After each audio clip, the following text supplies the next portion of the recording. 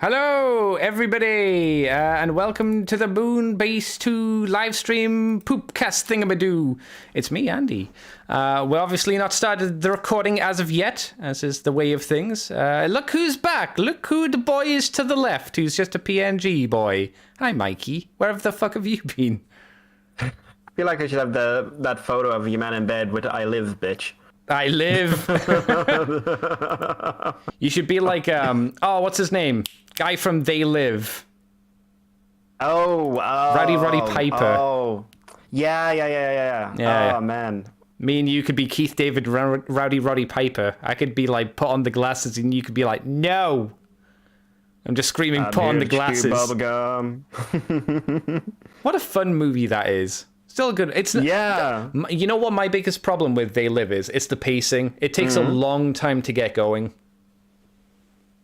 It does, but that's pretty normal for films of that era, in my opinion. When you actually think about it, Terminator takes so long to do anything. You mean the first one? Yeah, no, first Terminator. I agree. It must be a budgetary reason, right? Because probably if they got into the alien stuff way too quickly in They Live, it would cost way too much money. Yeah, it's one of those things it's a lot of those special effects heavy films. Then they were not only were they expensive for what they were, they had small budgets and they were usually over budget. That was when people were sneaking into lots to film at night without telling the police and stuff like that. Classic filming. It was.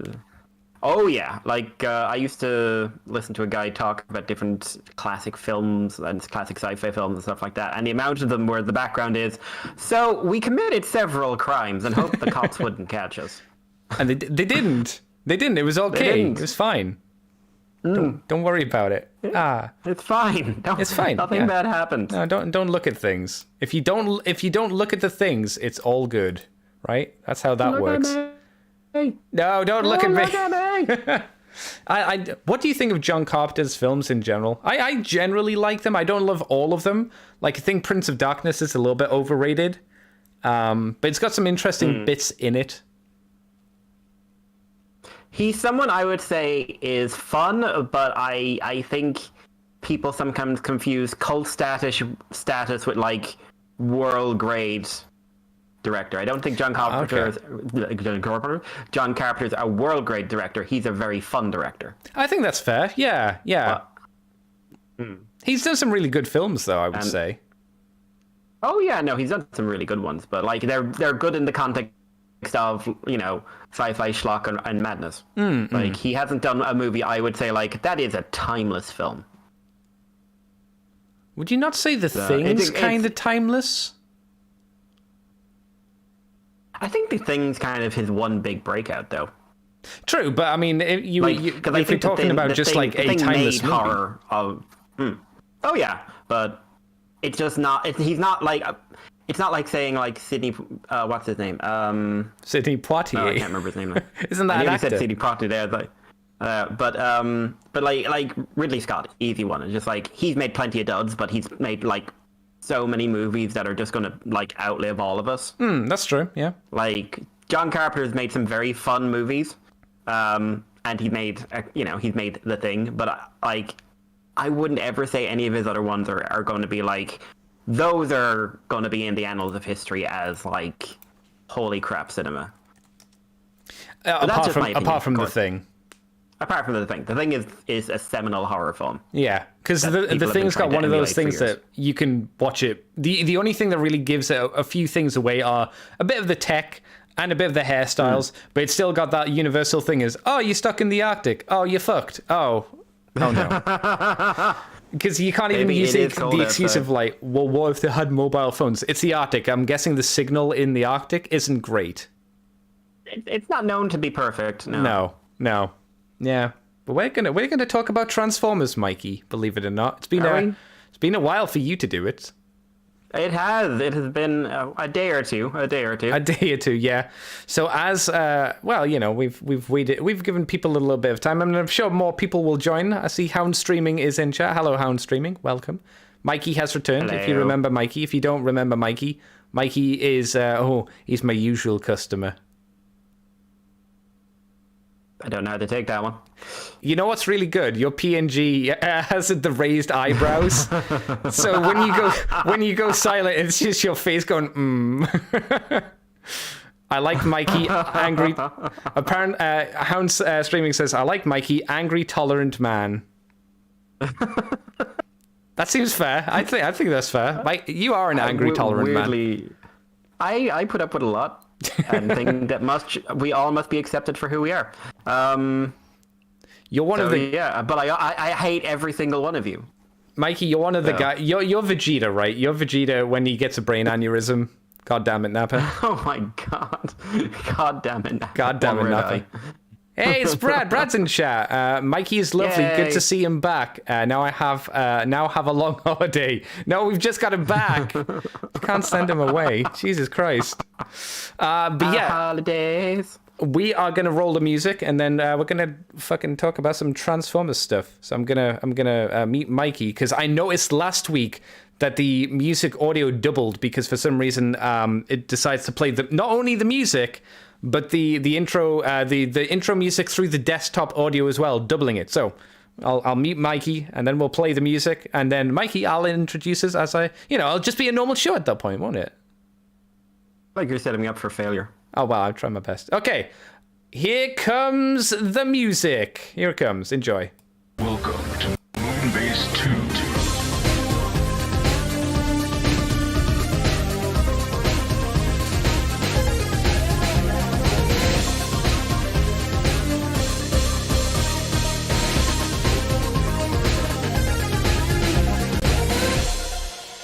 Hello, everybody, and welcome to the Moonbase 2 podcast. My name is Andy, Decayed Andy, and I'm joined back by the man who has came from the future to the past to save the present. It's Mikey G. Wolfie 3. Hello, Mikey. You're all fucked. I know. I mean, you're not the hero we want. That's my great message from the future. You're fucked. Bye. You're not the hero we want, but you're the hero we need. Or is it the reverse? I don't know. Not the hero you need, but the hero you've got might be more accurate. That's fair. How's it going, Mikey? It's been 1 or 2 weeks. It has been a little bit. Yeah. This is a big thing. Yeah. People get to hear your voice again. I know I had I can't remember who it was, but like almost week by week someone was coming in and saying, "Where's Mikey?" And I was like, "Ask him." Ask Mikey. I don't know. People walking by you in the street, grabbing you and just shaking you while screaming, "Where are you?" This is why I don't go outside. I'm scared of them asking me where Mikey is, and I just don't have an answer for them.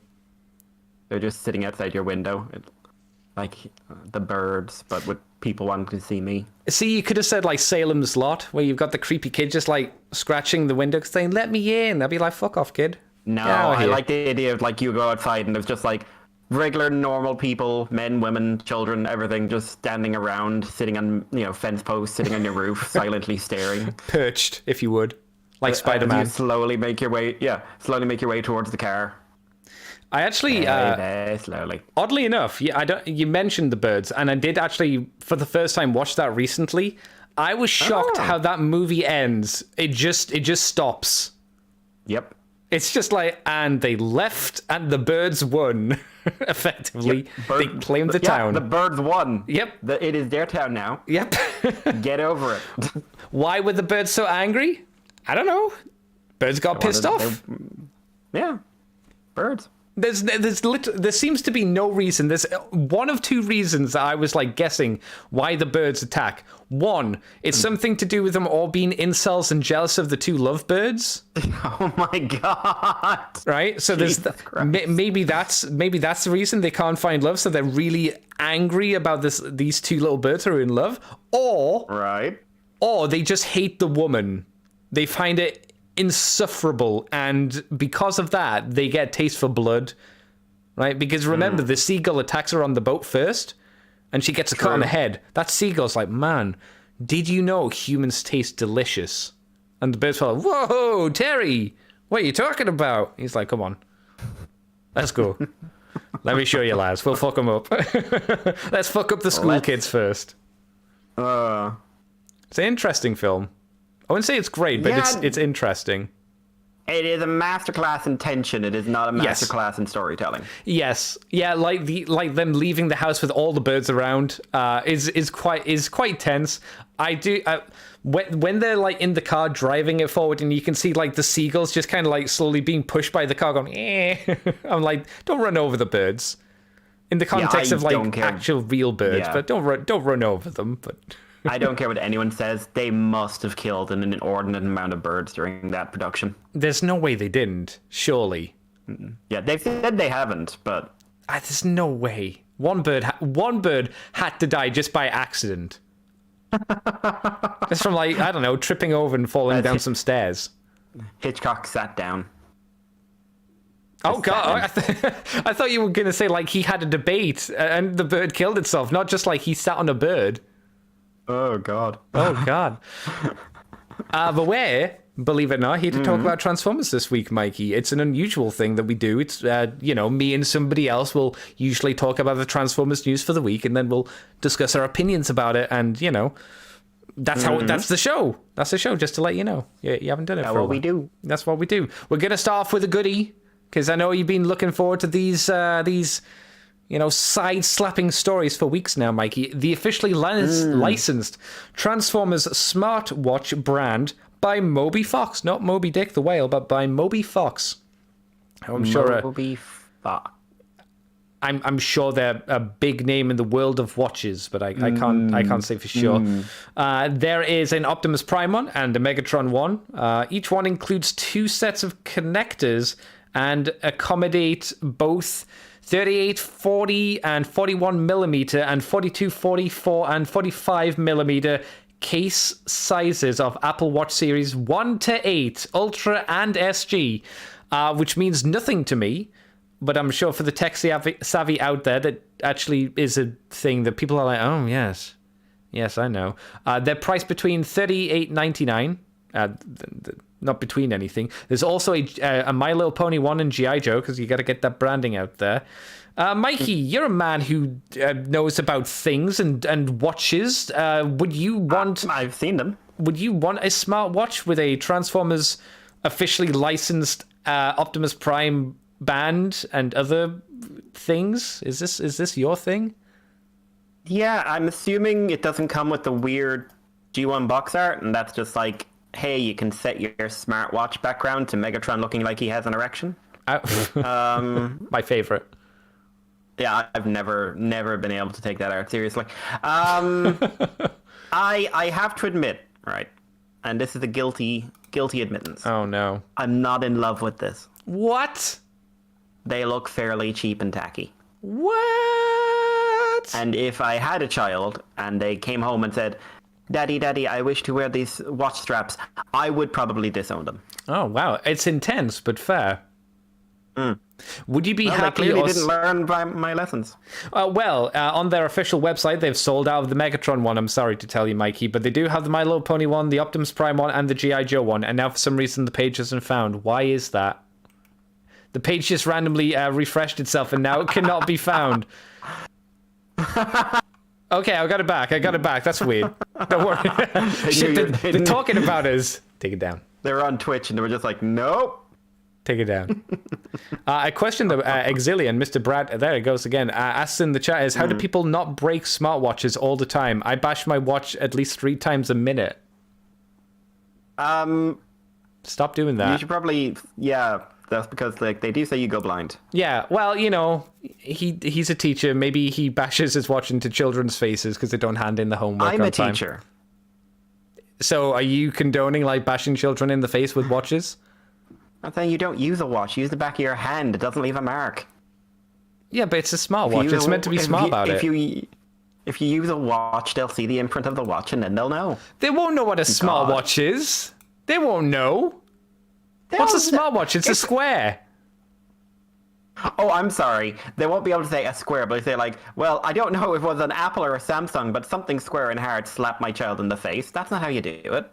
I don't know. I always go with the classic oranges in a bag.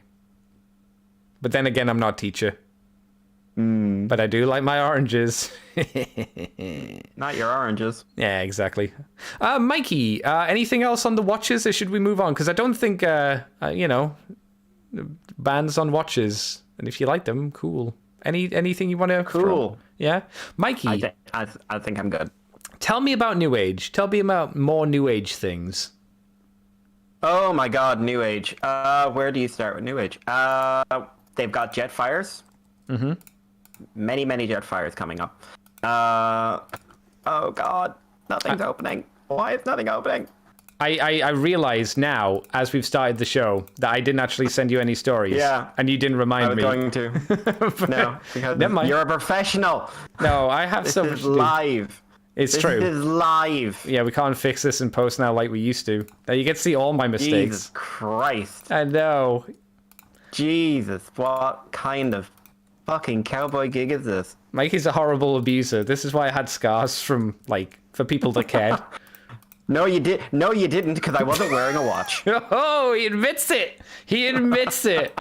Got him, boys. On that reverse logic. I've put them in the chat, so you should be able to grab them. Now. I'm good at my job. Yeah. Mikey, stop hitting Andy, says Pink. It's a fair question. No. A fair statement. No. No. The first one is Yeah, I've got it. Daedalus. I've got You it. got I've it? got it. Okay. I've got it. He's got it. He's Dad, professional. Thanks. You're God. welcome. Go me So away. completely naturally, there's a shut up. There's a New Age Daedalus, which is Legend Scale G1 grapple into Hauler. So this is a green grapple. Woo! Famous green grapple, I guess. Or green grapple. Nah, go grapple. Makes sense. Comes with a gun. Comes with a nozzle, which I'm sure is representing something. Does it say here? And comes with a no, it doesn't. Comes with a pair of hands. This looks like a very posable, very well done figure of a character I don't give two fucks about. Wow. Yeah, Hauler is one of those e-hobby characters that never struck me because one, I don't really like Grapple's design, and two, it's just Grapple but green. And then they tried to give him a backstory, just he's a former Constructicon. It's just so he used to be something. Oh. I always wish with these basic repaint characters that they'd give them a new face and then you could work a story around them. You don't need to do crazy amounts of stuff, but he used to be a former Constructicon, so give him Grapple's face, but have half of it cut off or something, and you could say it's it was sawn off during a botched construction job because Scrapper accidentally scrapped him or something like that. Jesus Christ. I don't know. You could do something fun, and he wants revenge. He only wants to destroy what the Constructicons create, but they don't create anything. They only destroy, so it's ironic, right? I mean, isn't that fundamental to the Constructicons anyway? Yeah, but he They are wants to. Constructicons and they become Devastator. Yeah, but he wants to do it. He is their Devastator. I don't know. I don't make fucking backstories. I'm not a writer. Clearly. Jesus Christ. You missed this, didn't you? Yeah, we got we saw Artfire last week or the week before, I think, and I think Artfire is probably the best version of Inferno Grapple there is, just because it kind of weird color scheme in a Target Master, but where this is just you say green. It's green in it. He is green. Meanwhile, even more exciting, we have what's this one? Firefox, which is a Legends clear Skyfire. Look at all those so it's pins. a Skyfire, that you can see through. He's see-through. Yes. And his face isn't. Yeah. So it looks like he's coming out of a hologram or something, or a cloak, and just starting with his face. He's not properly see-through though, because he's a bit cloudy, which means if he's in front of a background, you can't see the background through it. It's a see-through Skyfire, Jetfire. Are you excited by this? I'm not. I won't lie. New Age Andy, is. New Age is very excited about see-through anything. Yeah, they love doing them. It feels like for pretty much every figure, there's a see-through version. At least one, right? Well, in at least the Japanese toy market, I know clear plastic is a huge thing. Do we know why, though? Like, What makes it so popular in Japan? Or is it just like a collector mentality in Japan? I think it's collector mentality. I've never looked it up, but like I remember when Transformers went through this phase of really pushing it, like 2007, 2010, where like every character would have a clear version, or especially like animated. I remember like animated Hot Rod and stuff like that. And then Hasbro would really be going like, "This would be cool," and then Kara would go, "This would be cooler," and they do more, and it's just like, why? I'm good without a clear plastic animated Hot Rod, thank you. I find like the wrist, sorry, not the wrist, the finger joint for the knuckles probably the scariest point, just because you can really clearly see that pin. And yeah, you know, the obvious thing that me and Mike you said over many years is clear plastic is known to break, and when you can see a pin that clearly, to me seems like a good focal point for, oh god, my fingers are exploding or cracking. Yep. Like, it's almost like having clear plastic means you have thinner plastics, which means that you have weaker plastic surrounding the joints that are moving. Yeah. Which I always find fascinating on the model kit side, just because, like, you know, because they're always the most super tough, stable things to begin with.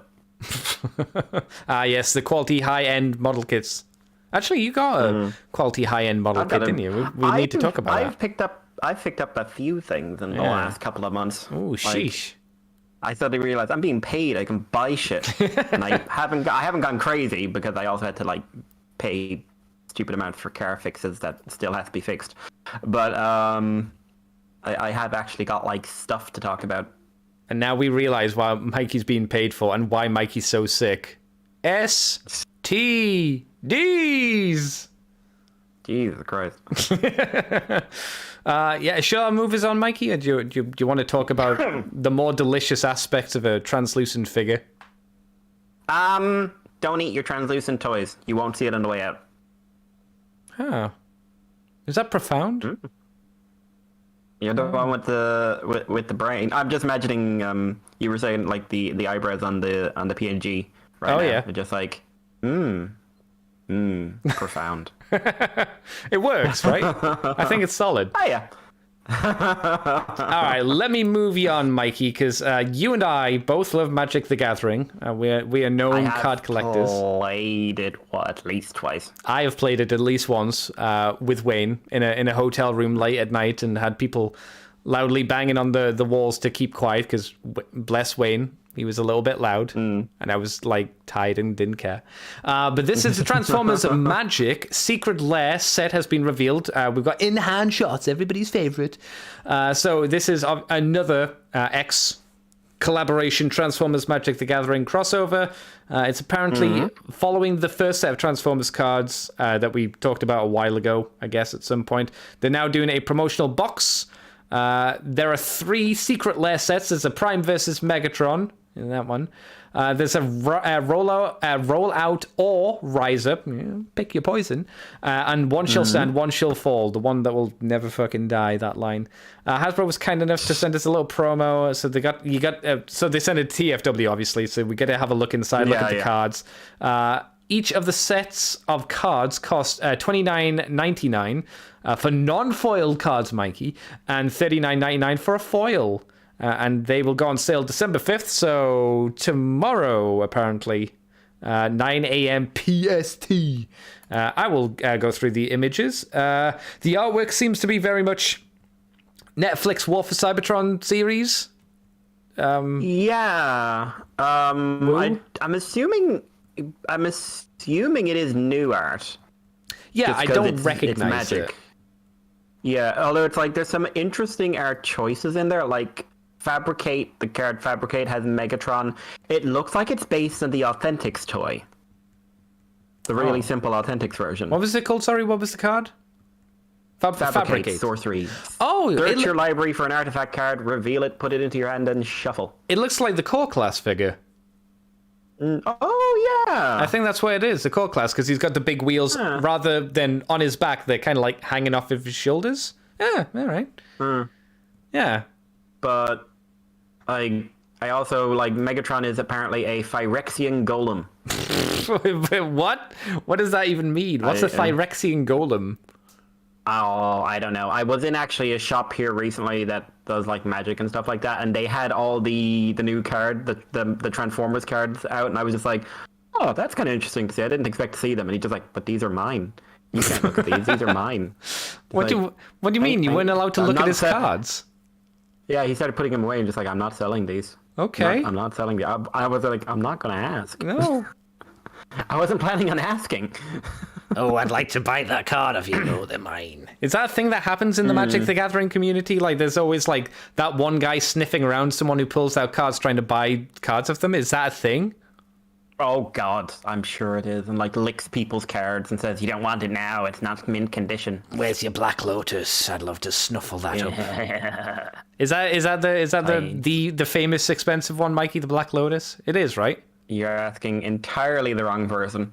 I thought you were the man who knew things. You saw a man that had Magic the Gathering cards. You should know these things. I was not in there because of Magic the Gathering. I was in there because of D&D of all things.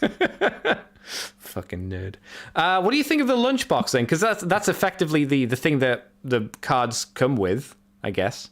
I mean, it's a nice little storage case. I mean, like it's not like a bad looking set. It's just not something I'd ever get particularly, jazzed about. I think the T-shirt's kind of fun. I don't know why it's called a secret lair. What's a secret lair? What's the secret lair drop series? I don't know. Maybe. Okay, Secret Lair series gives select Magic cards, new art, and are sold via one-time deal. This is bloody. Oh, whatchamacallit? NFTs. Oh. As bad. This is bloody like this is Magic loot boxes. Is that right? Oh my God. Are we sure that's right? Are you like smearing their name?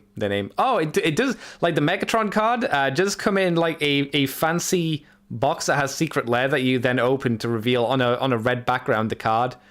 Maybe it is like a loot box. Oh no! Oh no! Well, here's a question. People are now like you bastard. Here's a question. Do you remember when we used to get like toys in our cereal? Is that not like what a loot box was? You got cereal though. Yeah, but you get a T-shirt in this. Yeah, but you could eat the cereal. Like, you're never going to wear this T-shirt. Why not? Because very few people are going to go out as either adults or even teenagers or children. Yes, and it's confirmed it is also a loot box. Are going to go outside wearing a T-shirt that says Magic the Gathering and Transformers. Why? Because they want to make it home alive. Well, okay, I'll use this as an example. I remember picking up a box of Sugar Puffs because I wanted to get a monster in my pocket. The question is, did I eat the Sugar Puffs? No. Why? Because Sugar Puffs are disgusting. So I bought it for the monster in my pocket. Well, my parents bought it for the monster in my pocket. I remember those monster in my pockets and Sugar Puffs. They were good? I hated Sugar Puffs. Oh, yeah. Hated Sugar Puffs. I didn't understand. I thought the Sugar Puff monster was great. I thought he was great. He was an amazing mascot. Cereal was anus. I always thought he had a cartoon, and it turned out he did not. Did he not? Not even. He must have had like a comic or something. I think he had the same voice actor as someone from a cartoon I used to watch about. What was it? Nightmares, Dreams, Nightmares, something like that. Okay. Like the villain from that show, I think, was the same guy who did the Sugar Puff monster. Yeah. So.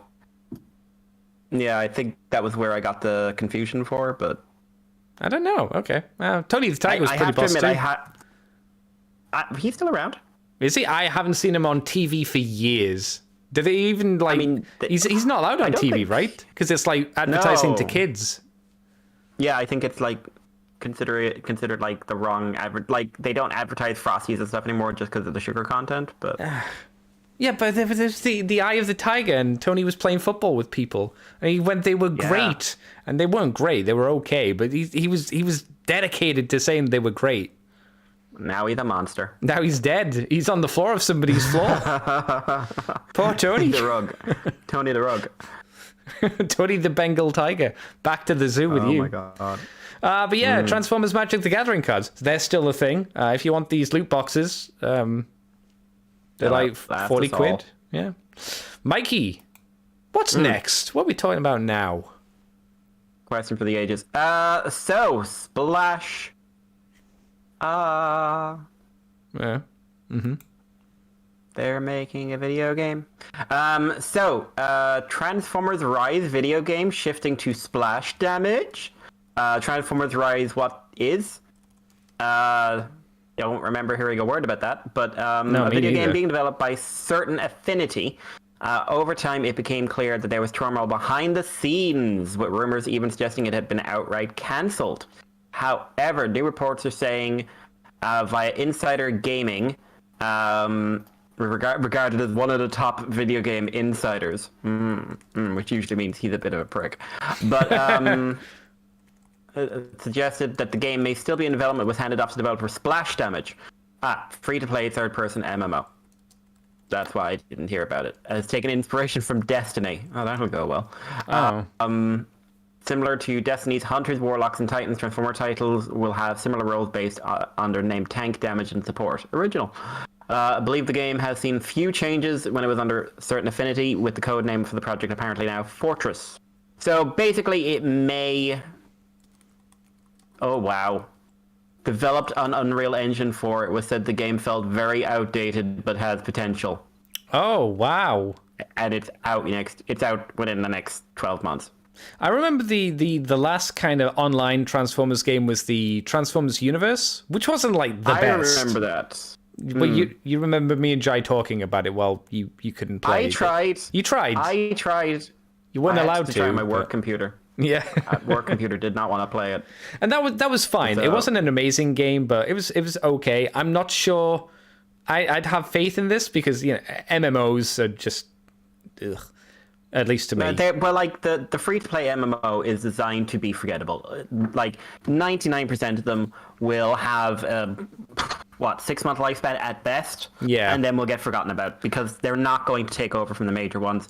And the major ones that do start taking over are never going to be threatened by something like a Transformers one. Like the Transformers one will only appeal to a small percentage of the total MMO, free-to-play MMO thing.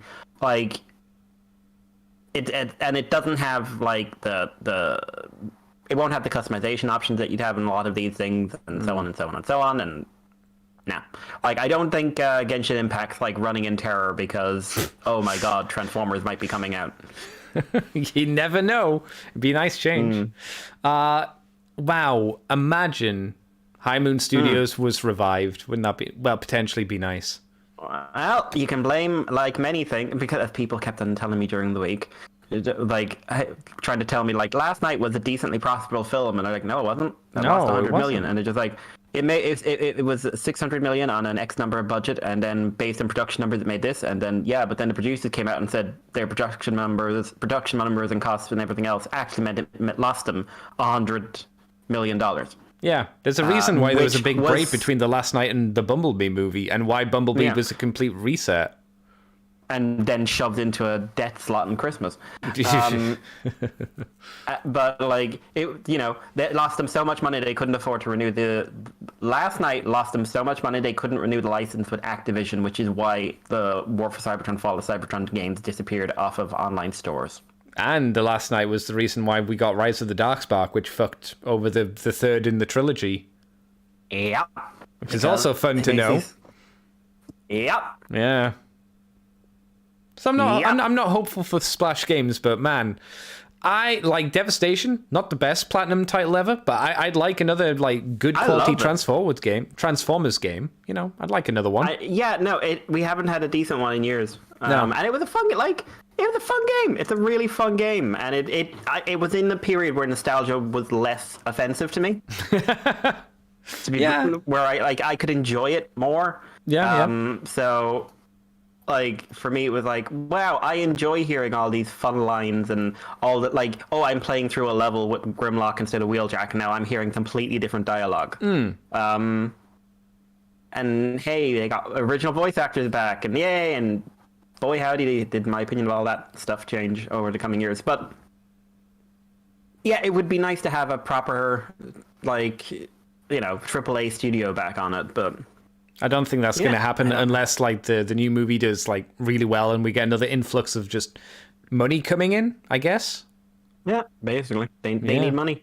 Yeah. Like, same. You know, like I said, they couldn't afford to keep Activision's deal, so.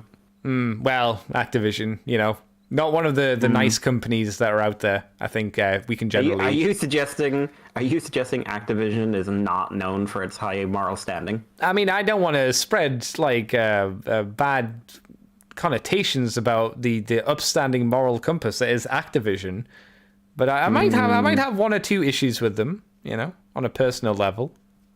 Oh, well, I mean, if I think, are they hanging out with the birds? Where's Mikey? There is that sinister point where Activision feels like it's a hawk just looking at games that it can damage or properties that it can damage. Mikey. Activision. Ugh. Shall I tell you about some toys that got shown or rumored or whatnot over this week? You might as well. Well, we have the first possible redo of the crankcase figure into, this is a possibility, even though we have a physical looking figure, of Legacy Medics, who is apparently, because I'd never heard of Medics, a rescue bot character. So it is, if you want a rescue bot character to look like a rescue bot character, well, you shit out of luck.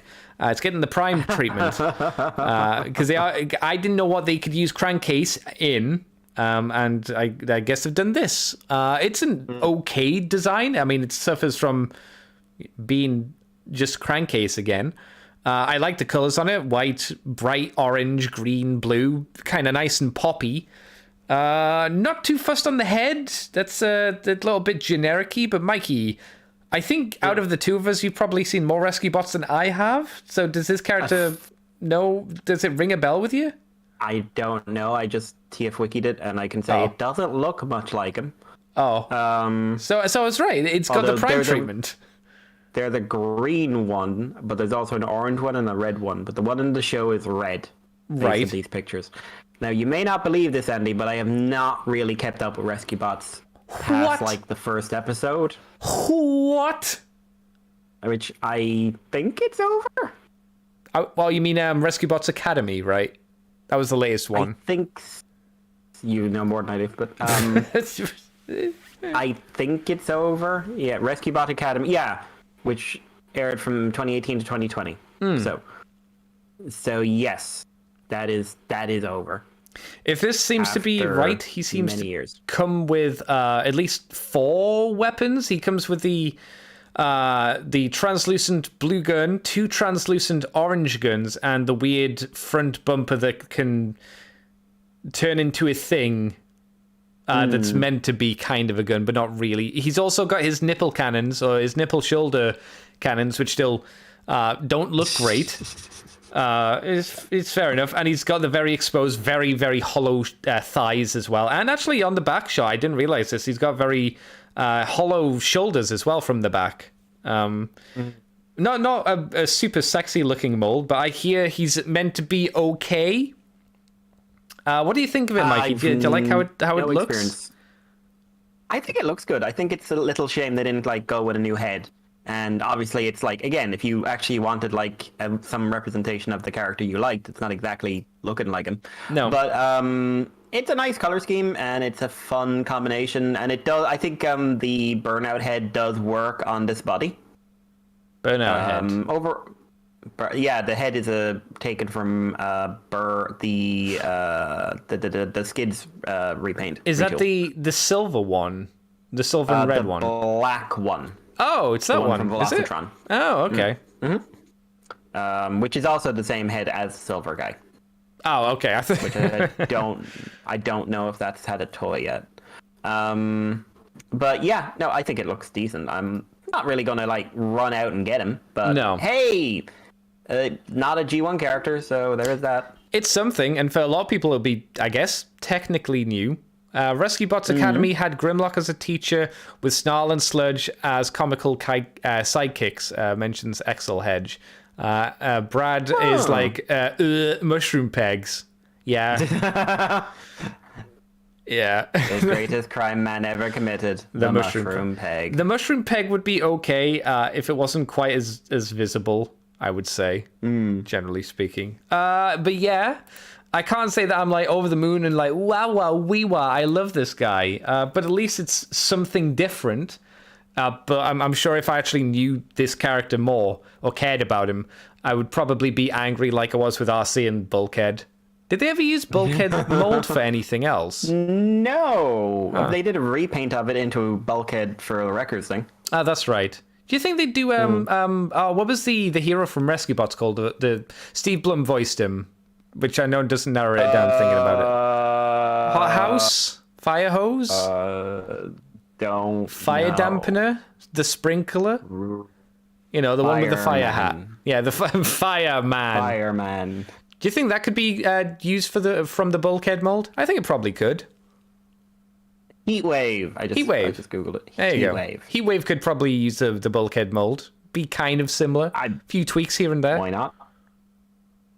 I'm just throwing out there because that mold hasn't been touched. So Live your dream. yeah. I don't like the mold anyway, so Brad likes it. He says it's loads of fun. Brad's not people. Oh wow. Brad's not people. I That mean- chest drives me nuts. The big empty chest drives me nuts. That's why I think it could work as Heatwave, because Heatwave has kind of a big empty chest area as well. It's more sculpted, like a fine bodybuilder, but it's still kind of empty, and I guess would kind of work. Let me, Mikey, tell you about rumours. Things that have not yet been confirmed, but for the most part are definite confirmations because they usually pan out quite well. There was lists of things that were dropped. I'll tell you said list of things, and you can tell me your reaction and your predictions, I suppose. So they're all legacy. We've got Uni, Leader, so Transformers Legacy Universe, Leader Beast Wars Tigerhawk, Leader G1 Sandstorm. Wow, Leader. Okay. Oof. Leader G1 Sandstorm, huh? Yeah. Leader of Paradrom. What was it called? It was Giant Man. Do you remember when Hot Rod was like, "It's really fun how your planet's exploding. It looks really pretty." And he was like, single tear after the best Ultra Magnus line. It's the most beautiful thing I ever saw. Okay, give me the bomb. Yep. Not This giving is a unique natural wonder, and I'm going to destroy it without any remorse. Based Magnus. Voyager Cybertron Starscream, Voyager Prime Thundertron, Voyager Animated Optimus Prime, Voyager Beast Wars, lots of Voyagers, Voyager Beast Wars Silverbolt, and then we've got Legacy EV Leader Optimus Prime, which says possible package refresh. So I'm not really sure what EV is. EV sounds vaguely familiar. I would hope it's not the Laser Optimus Prime, but it's the only leader recently I could think of. Well, I'd say it's... honestly, I could see it being the bloody Earthrise again. Oh, no. Not again. Yeah, let's put him in Kingdom. It's certainly going to be a re-release. Yeah, well, yeah. Yeah. And the last one is Capsule Leader G2 Grimlock. May release 2023. Originally discovered by in the last big set of leaks. So, Mikey, what there stands out to you as like an ooh yeah and an ooh no, if any?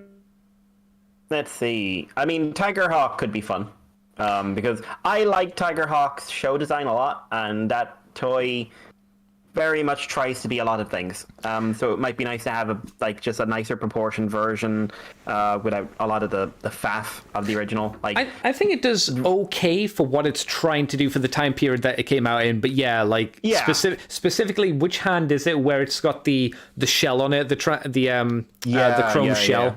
Yeah. That's a bit messy. Yeah. Sandstorm, I'd have to see it. The thing about Sandstorm is I really don't like the original G1 Sandstorm design. I've never liked it. I've always thought the robot mode looked kind of terrible. Cybertron Starscream is going to be a weird one. I don't think you have to do too much to Cybertron Starscream because he was already pretty good.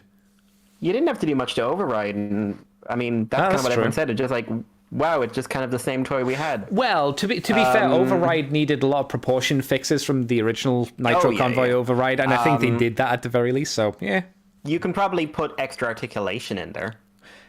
Because that toy had limits based on its design, but then again, I've always had really mixed feelings about the Cybertron Starscream design. Oh, really? Why? It's really cluttered. I mean, what wasn't in Cybertron? True. But those shoulders used to drive me nuts. Like, the gimmick was fun. But the gimmick won't be part of this. You won't flip out a sword. Like, you might have foldable sword. Oh, but okay. Sorry, I see what you're saying. You won't have a cyber key or anything like that. That was what I liked about it. And then the swords were really impractical as well, when you have to put a single bit of thought into them. It's like, how is your shoulder the best part of your body to be swinging a sword? How is that a thing? It was a forearm shoulder. They were very cool. The forearm shoulder, of course. Yeah, because it ran from his shoulder down all the way to his forearm, kind of. Yeah, but he was still using his shoulder. It wasn't on his forearm. It was different. Animated Optimus, I'm dreading, in all honesty, because I'm just basically saying, okay, it's just going to be a larger version of Generations Optimus from back in the Thrilling 30, because that's what that design was based off of.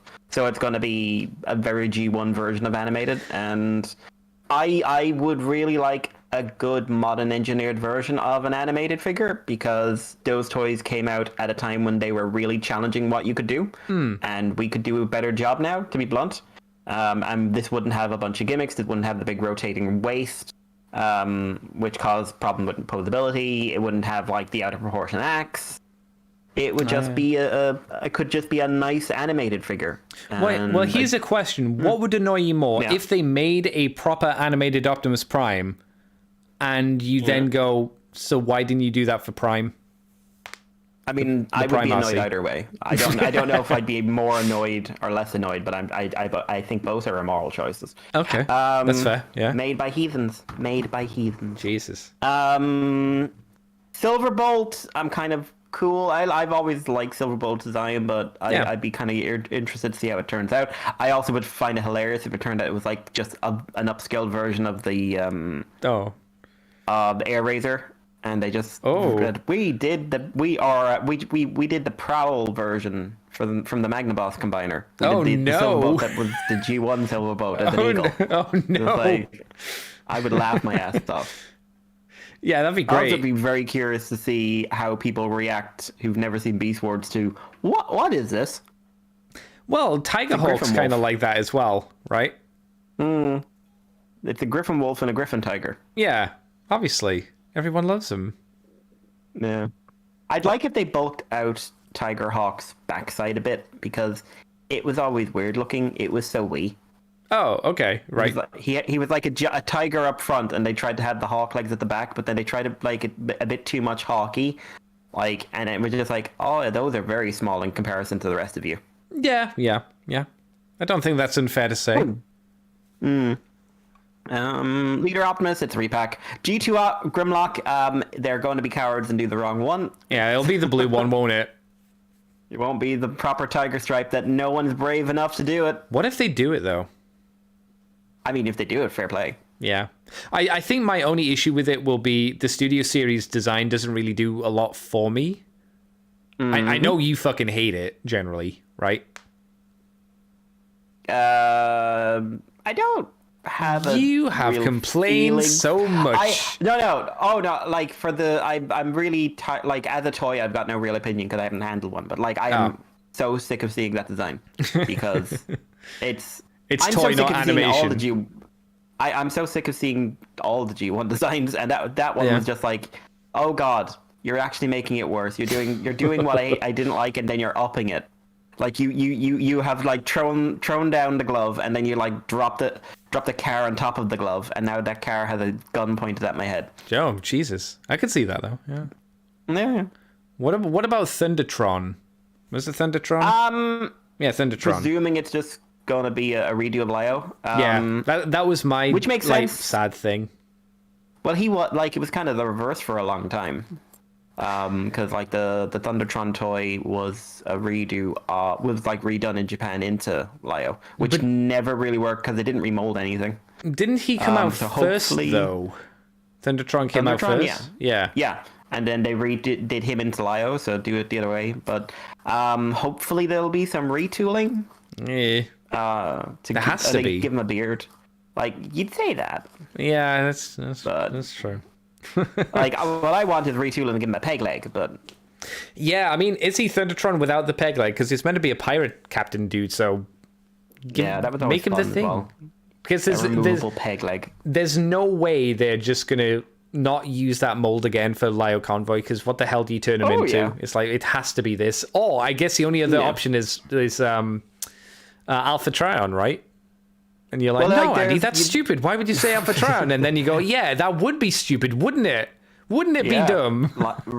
Wouldn't be random if Alpha Trion was a random, blocky, unposable lion. Yeah. That would be dumb. But I suppose you could do Leo Breaker and Black Lyo Convoy out of it. Yeah, I don't... I mean, I can see them doing... I'm surprised they haven't done. Or Razor Claw. Leo Breaker, yeah. Like, for the repaints of Lyo Convoy, I like Generation Select. If Generation Select is actually still a thing, I could see them going in there. Otherwise, no. Quiet. Yeah, as soon as the Velocitron series came out, it felt like Generation Select's kind of been put on the back burner for the most part. Excel Hedge says, if EV equals evolution, what if Optimus Prime is a reissue of the Power of the Primes? Oh, Jesus. Ugh.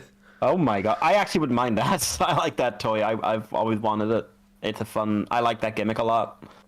Although, like, the problem would be now, I'd be paying, like, an extra 20 bloody quid on top of what I would have been paying back then. But like, if you said to me it wasn't the Power of the Prime one, it was the Legends version, which was Jinrai, I'd be like, oh, okay, yeah, because that was a much better version of that mold, because it was like how I think Convoy. It was how it should have been. Oh, that'd be neat as well. Star Convoy. Do the Star Convoy version. EV Evolution Prime Star Convoy. I could be because that was an exclusive for Japan for ages, wasn't it? Yeah, I think it was on Pulse, but was it really on Pulse? I think so. No. Yeah, I think so. Oh, okay. Yeah. I think I can't Google it now because that would have been closed for years now. But for me, I'll tell you, Tigerhawk could be interesting. Sandstorm, I'm good. Cybertron Starscream, I like the design generally of Cybertron Starscream. He's what I'd call very Japanese inspired design wise, and that's okay. But he does have some silly aspects to him. I don't think that they have to do too much to make it work either. Thundertron is not going to be what I want it to be. Animated Optimus Prime, I live in constant fear. Silverbolt, I'm actually surprised Silverbolt's going to be a Voyager, but I'm good with that. He was quite large in the show. It's more so that I'm surprised they're pushing this many Voyagers, I suppose, because like this is a lot of Voyagers announced, to be fair. Oh, I just like Sandstorm being a leader figure. Ugh.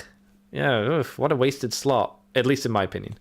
The EV leader Optimus Prime, depending on what the fuck that's meant to be, and G2 Grimlock on a Studio Series figure, which I'm probably not too fussed on. If it is colored well, okay. Okay, I could be maybe persuaded if it was on sale. Otherwise, no, I'm good. Mikey, we also got colored images of what the Hasbro... the HasLab version of Deathsarus is going to look like. You did not get to talk about Deathsarus when it originally was announced.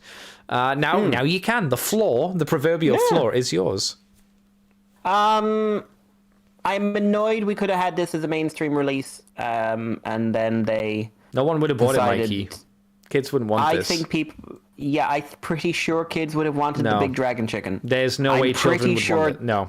I'm pretty sure this was sold quite well. What child likes a giant monster? Name one child that enjoys monsters. One. Every single one who bought Grimlock. See, you can't even name one. They didn't buy him to be a dinosaur. They did not buy him because that's a T-Rex. But because like when they said like, oh, we had this planned for a mainstream leader class release, and then we basically saw how HasLab went, and then we can like up it, and just like I haven't seen enough coverage of Star Saber to know if like it's noticeably better engineering wise beyond size. Yeah, same. So I would really hope that they took advantage and upped the engineering on this. But I'm also like, I could have just bought this in a shop, and now it's like a 200 exclusive that's going to go out of print soon, or it's you won't be able to get one soon, and then it'll be really expensive. Yeah, and I can't afford to get this right now, which is a shame because I think it looks decent for what it is. It's not amazing looking. I think it looks kind of like Star Saber, kind of like Unicron. It looks like a big Generations toy, but these colors are nice. The robot mode looks well proportioned. It's got a bit of kibble going on that I wish they'd cleaned up, like on the arms and with the beast mode legs. I like the gimmick of working in the arrow for the tiger breast, or tiger chest, because it's a chest master, which isn't actually any better. I'm not in love with the chrome. I think that was a mistake. I think a nice deep or golden paint would have made much more sense, and chrome is to me a mistake in general. I like the way the gun and the chair look, but it's kind of like they wouldn't sell me on getting this on their own. Yeah, they're just they're nice accessories. I hope they do get included in the thing. I don't like the mace because it's got a chain, which means you can't pose it. So I'd like if they had a proper posable version of it. Blast effects and Terrified will eat the toy. Yes. And Eagle Breast looks about as good as Eagle Breast ever did, really. It doesn't look like a move up either way. I wish they'd done something more with the Beast mode to make it a little better proportioned. In terms of what would you have liked to have seen? Well, I'm just gonna double check the show model there. Yeah, because the show model's got chunkier arms in Beast mode. The Beast arms are bigger, and the head's larger as well. This is very much the robot has a lot in common with the show model, but the alt mode's very much based on the toy. I think that's probably deliberately done to try and get the robot to look as close as possible to the animation model, and then go get into the chicken mode. Be space chicken Geigen. Yeah. But no, I think it's okay. Again, I'd have to see how Star Saber turned out to have a prediction of the quality, but I think he's more interesting looking than Star Saber. But I think that about Deathsarus anyway. Excuse me. Oh God. Yay, cold season. Like I said, I'm just kind of we could have had this at mainline release, and okay, it would have been smaller and not had chrome. Cool. That probably would have been better. Yeah. And the way I don't know. What's your take on him? Well, I was going to ask you, what would you prefer to spend? Let's just say it's $200. It's not exactly £200 to whatever. What would you prefer to spend $200 on? Would you prefer to spend it on this or the Mastermind Creation one, which is about the same price? I actually want the Planet X one. Oh, well, I'll go and fuck myself then, won't I? Yeah. The Mastermind's decent, but I like the robot mode a lot. I don't love the Beast mode. It's kind of suffering kind of the same thing this does. But I think the Mastermind Creations one would be more my aesthetic anyway, because it's more IDW. You have to get an upgrade kit to make it more G1. But yeah, it's a weird one. I'd also say by the time I got the chance to get the Mastermind, I wouldn't be paying $200 for it. It's they're both. I don't know. I think this is going to be a big Generations toy. Oh yeah, certainly. I mean, that's what these are effectively. Yeah, and to me, it's okay. So I don't necessarily like the fact that a large part of that 200 is being made up of by accessories they didn't know they were going to include. You mean the chair and the gun, effectively? Yeah, which I like. But if you're going to go that route, just have them in the whole package and budget them in and forget about the stretch goal thing. And just, be straightforward, because you're paying for them anyway. Yeah, that's fair, yeah. From my perspective, I wasn't sold on the chrome, the Goldie chrome. I don't like that choice. I don't like the silver paint just on the legs. I think it feels a bit weird. Silver paint again on the face seems a bit weird. It doesn't look terrible. It's just these small aspects just kind of throw me off. He's got the gold on his chest boob, but then he's got this dirty gold plastic on his knees and on the chicken feet, which again for me isn't a big thing. I got to the point where I was looking at these images and kind of happy that I didn't pay the money for for this version of the figure. I think I'd rather get a third-party figure. If I'm going to be paying the same amount of money, I think I'd rather get a figure that is going to not hold the value as well, because I think third parties won't hold the value as much as this will. Definitely not. Definitely not. But in a weird way, it feels like HasLab is, when the comics decided, hey, we're going to do a lenticular covers and stuff like that, and it's going to be the limited edition cover. It almost feels like this is that idea of like, we're going to make this toy an exclusive, and you have to buy it from us, or thanks to the Jabba sale badge, you know that you're not going to be able to buy it ever again because it'll just be stupid money. I don't like being paywalled for characters who never get done when we get our 500th Optimus Prime. You know, like you say, the fact that this easily could have been or was at one point scheduled to be a normal Generations figure or a Legacy figure, it just would have been a bit smaller. Okay, it wouldn't have. I don't know what else they would have pulled from it, but I would much rather have seen this at like in a store. I think it would be nice to see it in a store. HasLab, man, there's a lot of things about HasLab where I just kind of frown and don't like the concept of it. Like the high-end prices for not super high-end product. It's not a third-party level product. I should say I am sick of hearing about how the Marvel one fell through. Oh, the Ghost Rider one. I'm sick of hearing about it. I'm so sick of hearing it. Why? I don't care that Ghost Rider fell through. I don't care that they did a bad job marketing it at all. Please stop mentioning it every time someone says Deathsarus online. Because I was listening to podcasts and every other one would go like, and don't forget how Ghost Rider fell through, and it's like, I don't care. Were they mentioning that to try and convince the audience? I mean, this is your interpretation, obviously. Did they do that to try and convince their audience to back Deathsarus, or it will fall through and they won't get it? Why do you think they were mentioning it? It was like no. I mean the podcasters. Commentators. Yeah. Oh, I don't know. I think it's because like they wanted an example of how these things don't always get supported. Because like I think if you're not following anything outside of Transformers, these do appear like they're always getting like backed. Fully backed, but obviously they're not, because like what? Cookie Monster didn't. Cookie Monster didn't. This guy didn't. I don't know if something Star Wars did or didn't, but yeah. Like, it was a lightsaber. I think a lightsaber from one of the shows didn't get backed.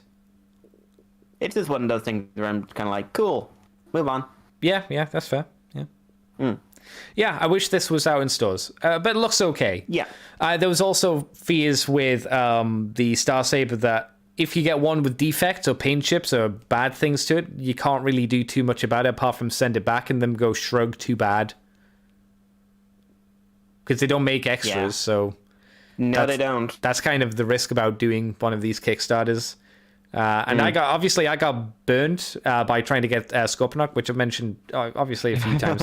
And if I had trouble getting a retail figure, I can't imagine what kind of nightmare it would be to get like one of these figures fixed as well, or changed. You couldn't. You absolutely couldn't. Yeah. So it's you'd be better off selling it as a variant. A broken variant. Oh no. Like my hopes and dreams. Pinkass, could you not just repaint him? I mean, there's one obvious repaint you could do, but they don't have the license for it, unfortunately. Red Geist, where he's mostly red, but they wouldn't be allowed to legally do it because they don't have the rights to him, unfortunately. And the problem is repainting anything that's from this kind of campaign or something else automatically devalues the original campaign. You're reusing a mold that was supposed to be like, this is a once-off exclusive, there's only going to be 11,000, 12,000, however many of these ever made. And now we're going to reuse the mold and let people get it as well in another campaign. Or is it going to be a campaign? Is it going to be sold as an exclusive? Either way, people are going to say like, well, hang on. There are people who are going to say, I paid money to be able to walk into my friend's house, show them this and say, you don't have this. It is weird to think like there will be there is now a mold to make a new Deathsarus toy, and after this, they'll never use it again. Yeah, they'll have to make a new mold if they're ever going to do them again. It's weird. It's really bizarre to think about. At least to me, I think it's odd. Called Deathsarus. Yeah, I'm fine with that. I like Deathsarus more. I think it sounds better than Deathsaurus. No, Deathsarus, because it explains everything you need to know. What do you mean? He is a Saurus and he brings death. Yeah, he's Des. He's Deathsarus because he's Japanese. Yeah, he's Des. He's working down at the chipper down the road. He's Des. I don't think you get that this isn't not selling me on his name, Mikey. Des. Aye. Oi, Des. I'll have a large chip and a Coke. What do you think he's doing down at the Chippies working for his wife? No, can we talk about what they should be making at the HasLab Esmeralda, which they definitely couldn't sell? I'm pretty sure I mentioned that at the first time this came up, and do you remember when we were meant to get? It wasn't Moon. Who's the? It was what's her name? What's her? Artemis. Artemis. Yeah, we were meant to get her with Masterpiece Leo Convoy. Never happened. Yeah, though, never happened. which is a shame. Not that I was super gagging for an Artemis, but it would have been neat. I think it was a nice inclusion, and his price didn't go down after they said she wasn't going to be included. Why would it go down, Mikey?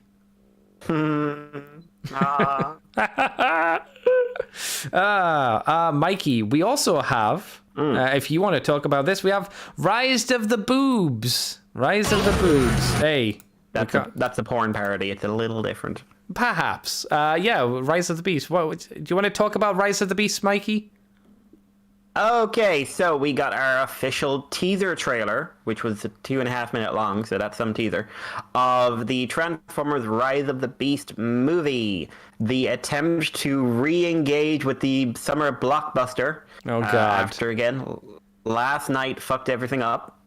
Bumblebee managed to make some money, but was shoved into a debt slot and was very unblockbuster in many ways. Lorenzo rises from the grave. No, not Lorenzo de Bonaventura. He will not die. No matter how many times I kill him, he will not die. He pushed as I accidentally turned it on and realized my audio is absolutely insane.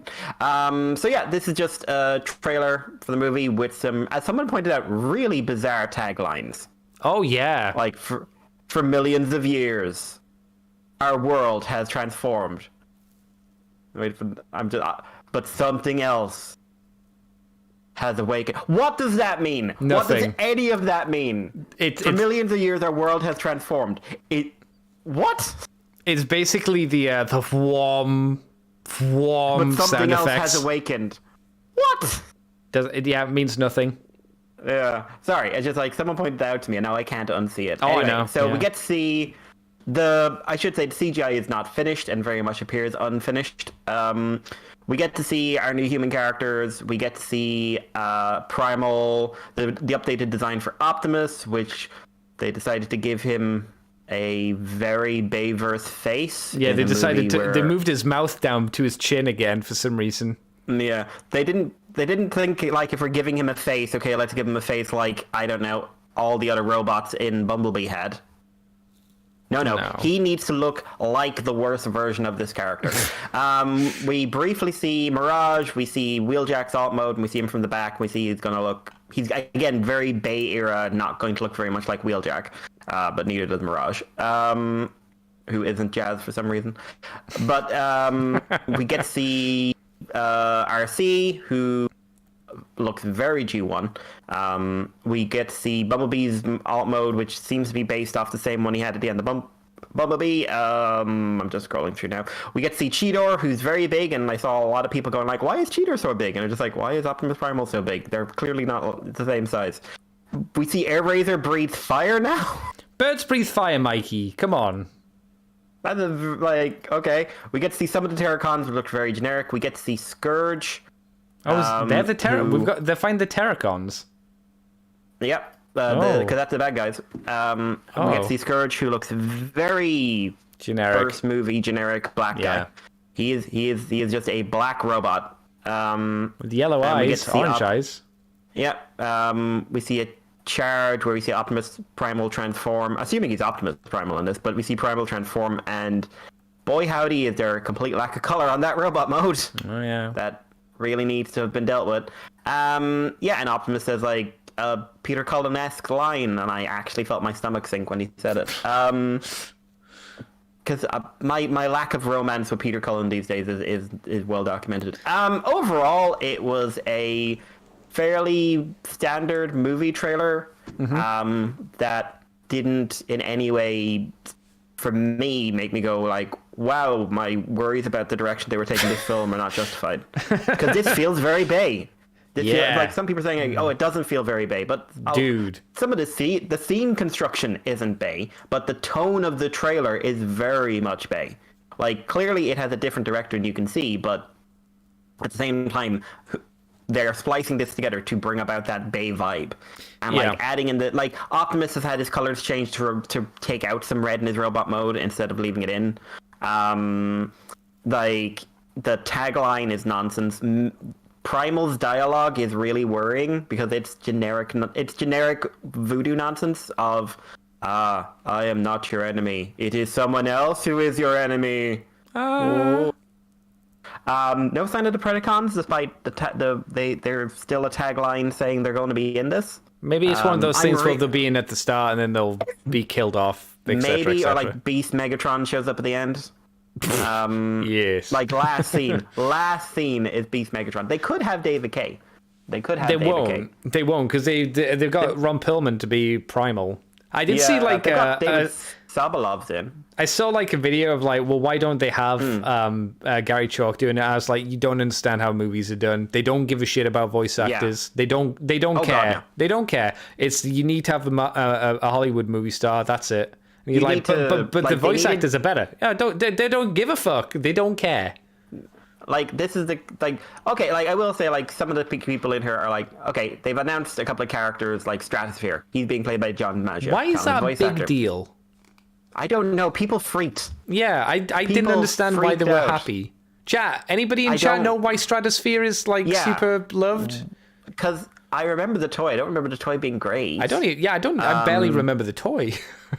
David Sobolov's going to be Battletrap and Rhinox. We see both of those in the trailer. Okay. I do like Rhinox's beast mode. I do like the design of the beast modes. I will say that much.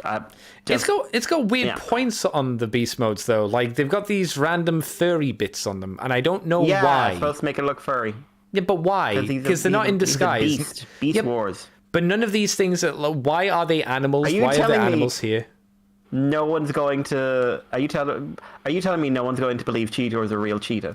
I'm just saying he's a smidge bit bigger than your average cheetah, as far as I know. I do want to hear him chirp though. Yes, please. I wonder if they're going to go something like they're not from like some people are going like the future past. I hope they're not doing future in the past. I think that's a mistake. Yeah. The time travelers. I would maybe go like they're from Eucharis. They're from a planet full of beasts. Okay. Just make it like that. I don't think that's what they're doing. I don't believe they'll do that because in the trailer they mention it feels like they're suggesting that, like you said, these guys are going to come from the future, and doing any kind of time travel is usually not a good idea, and I definitely don't trust a Transformers movie to be able to handle the complexities of time travel desperately well. They've just got so many problems in what they're doing. It feels to me like they've just got baggage that they don't need on these films. And I said the same thing. Like people got really excited about the Power Rangers stuff, recent Power Rangers series, when it was announced like, oh, it's going to be this, that, and the other. And I'm just like, yeah, but it's all the same production crew. It's all the same writers. It's all the same directors. Like, but it's different. And just like, I don't know. I watched an episode of it. It looked pretty bad, and some of the voice acting was pretty bad. I don't know. Like, I don't think you're going to get your product is necessarily better when most of the people behind the scenes are the same. No, I agree. That's kind of what's going on here. I think the people who stood back for Bumblebee have now stepped back in. It kind of feels like that. It does have a lot of the big fight at the end. I know I mentioned to you, and I mentioned a few other people as well. To me, it felt like the big fight at the end of The Last Night. It looks very, very similar. It's just this big. It's just a group of big robots running at each other from a low angle on a kind of random flat bit of terrain, and then they all just run into melee combat, and that's the scene. And it's like, I've seen this before. We're just missing, the shot where it's Primal hitting Battletrap with this axe thing. That looked in my mind. I don't think it's 1-to-1, but it reminded me of, what was the combiner called from The Last Night, the shitty one that just turned into a mess? Oh, and then got his head chopped off. Yeah, he had the horns. They all split down the middle and got I can't remember his name. But, But yeah, I don't remember his name, but I know the one. It reminds me of that scene a lot. I hear people, I think XL Hedge in chat mentioned that it seems like this is going to be Unicron themed, and if it's Unicron, it's like, oh, again. So that's a rumor. That's a rumor that's going on at the moment. The problem is because with Transformers writing,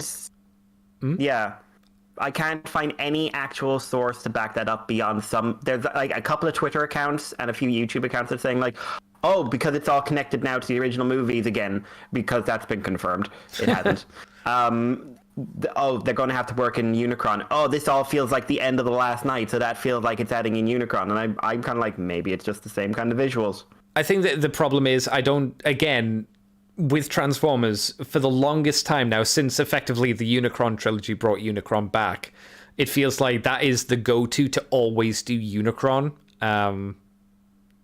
And I hope it's not, because it'd be nice if it was something else.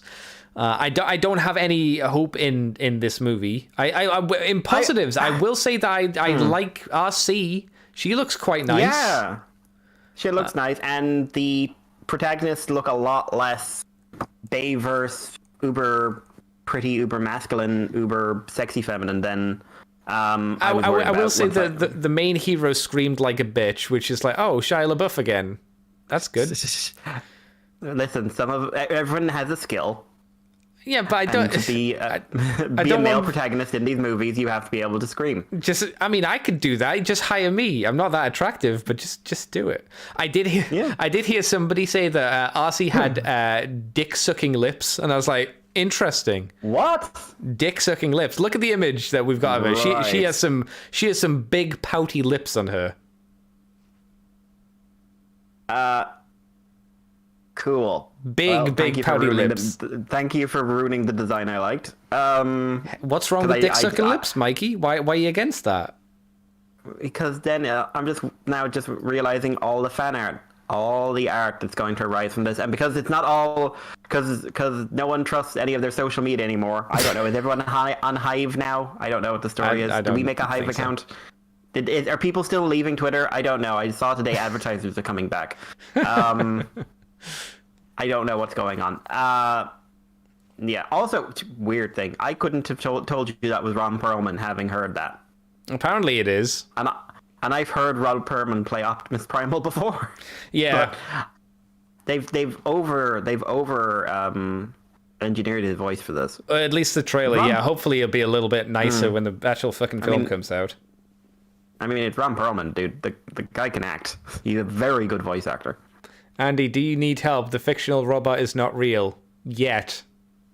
It's not real yet, XL Hedge. What? It will be one day. Give it time. Technically, the robots are real. It's just they're not in our houses yet, watching, waiting. Oh, I mean, the Alexa's in some people's houses, so... Right? Yeah, but she hasn't got legs yet, I suppose. So. Not yet. I mean, if you got legs. If you got duct tape, you could duct tape it to those robots that they keep pushing over in videos, whatever those are called. Oh God, I don't like those videos. I feel mean. Yeah, it's very mean. It's going to be one of those days where they attach guns to those things and they're just going to walk into your house and shoot you. That's going to be nightmarish. You'd be like, oh, it's so silly, and they'll have a gun on its back and you'll die.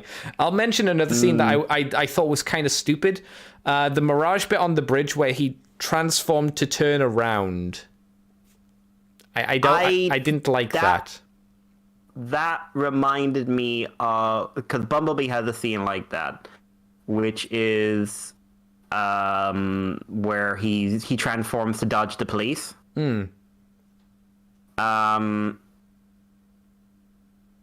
Which I get, but then like the Bay movies had that. It was just, this is a cleaner version of that. It feels to me like it's intended to be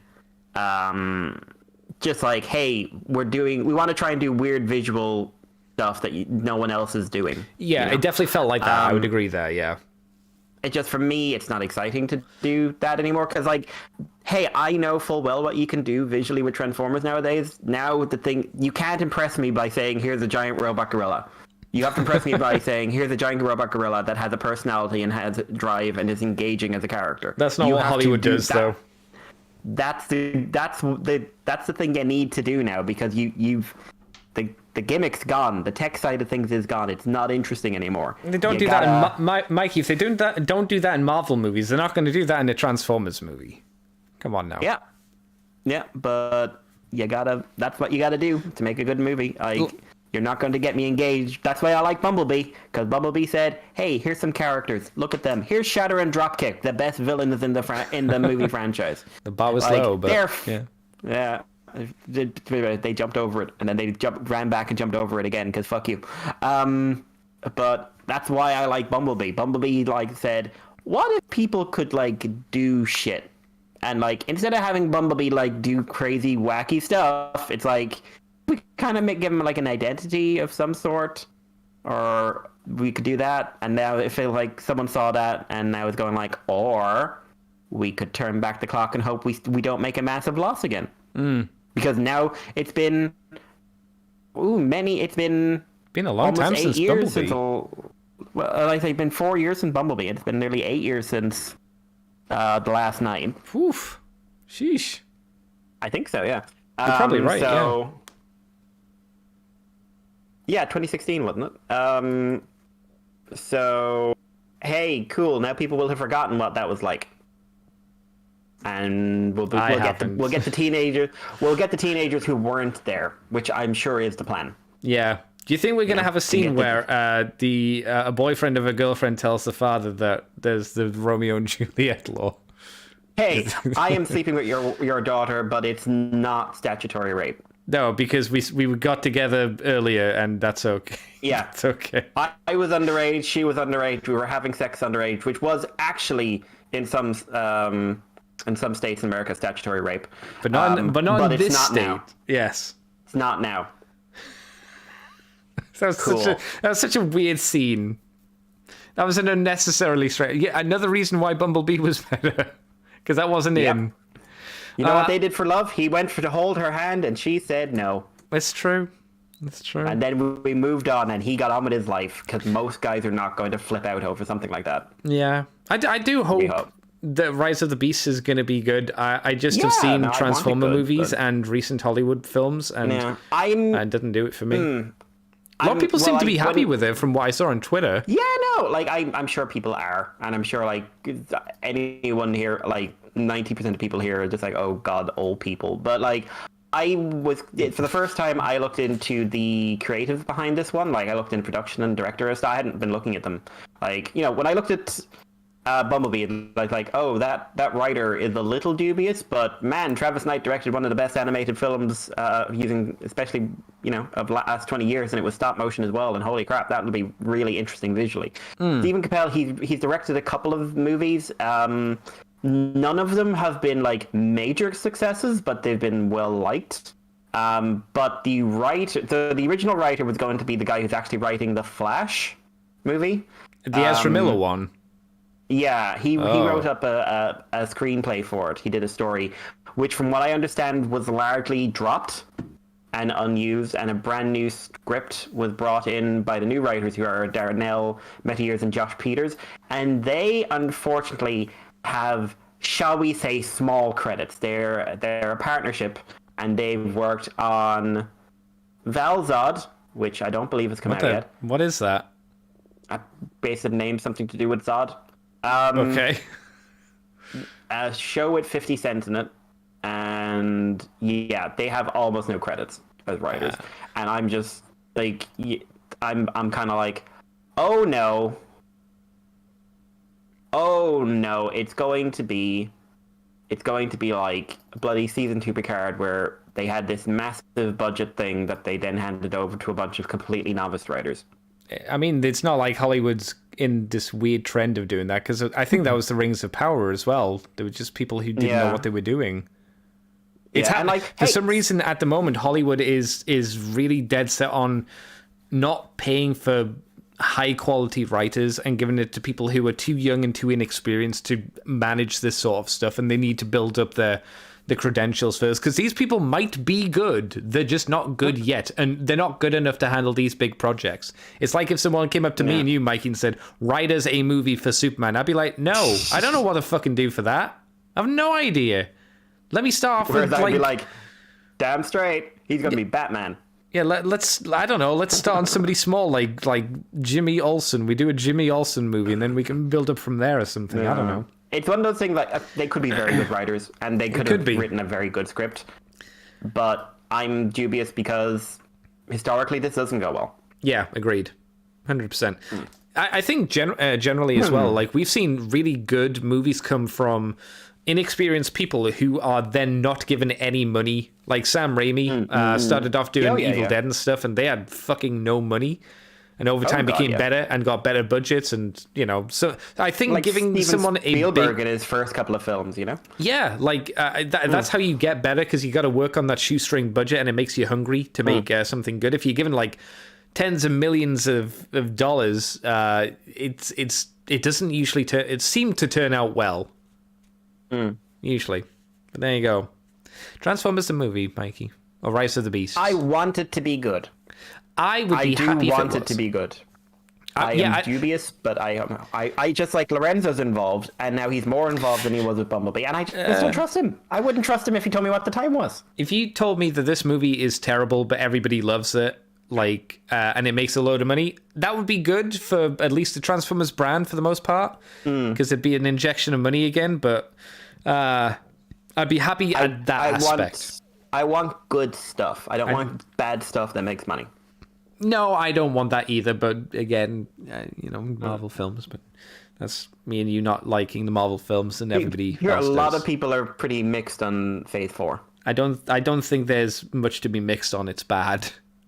A lot of people I watched Doctor Strange over the last couple of months with someone, and we were just basically about like, well, this is well directed. I don't know what it's trying to be, but it's well directed. The script's terrible.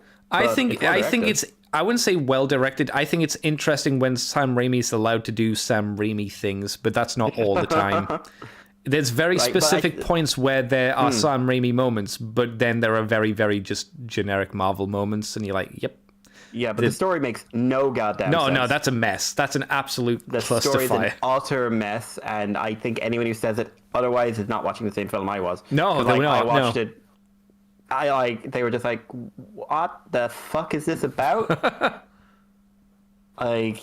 It's a terribly made, the story is terrible. It makes no goddamn sense. It has no progression whatsoever. It's literally just jumping from place to place to place until there's not really a good ending.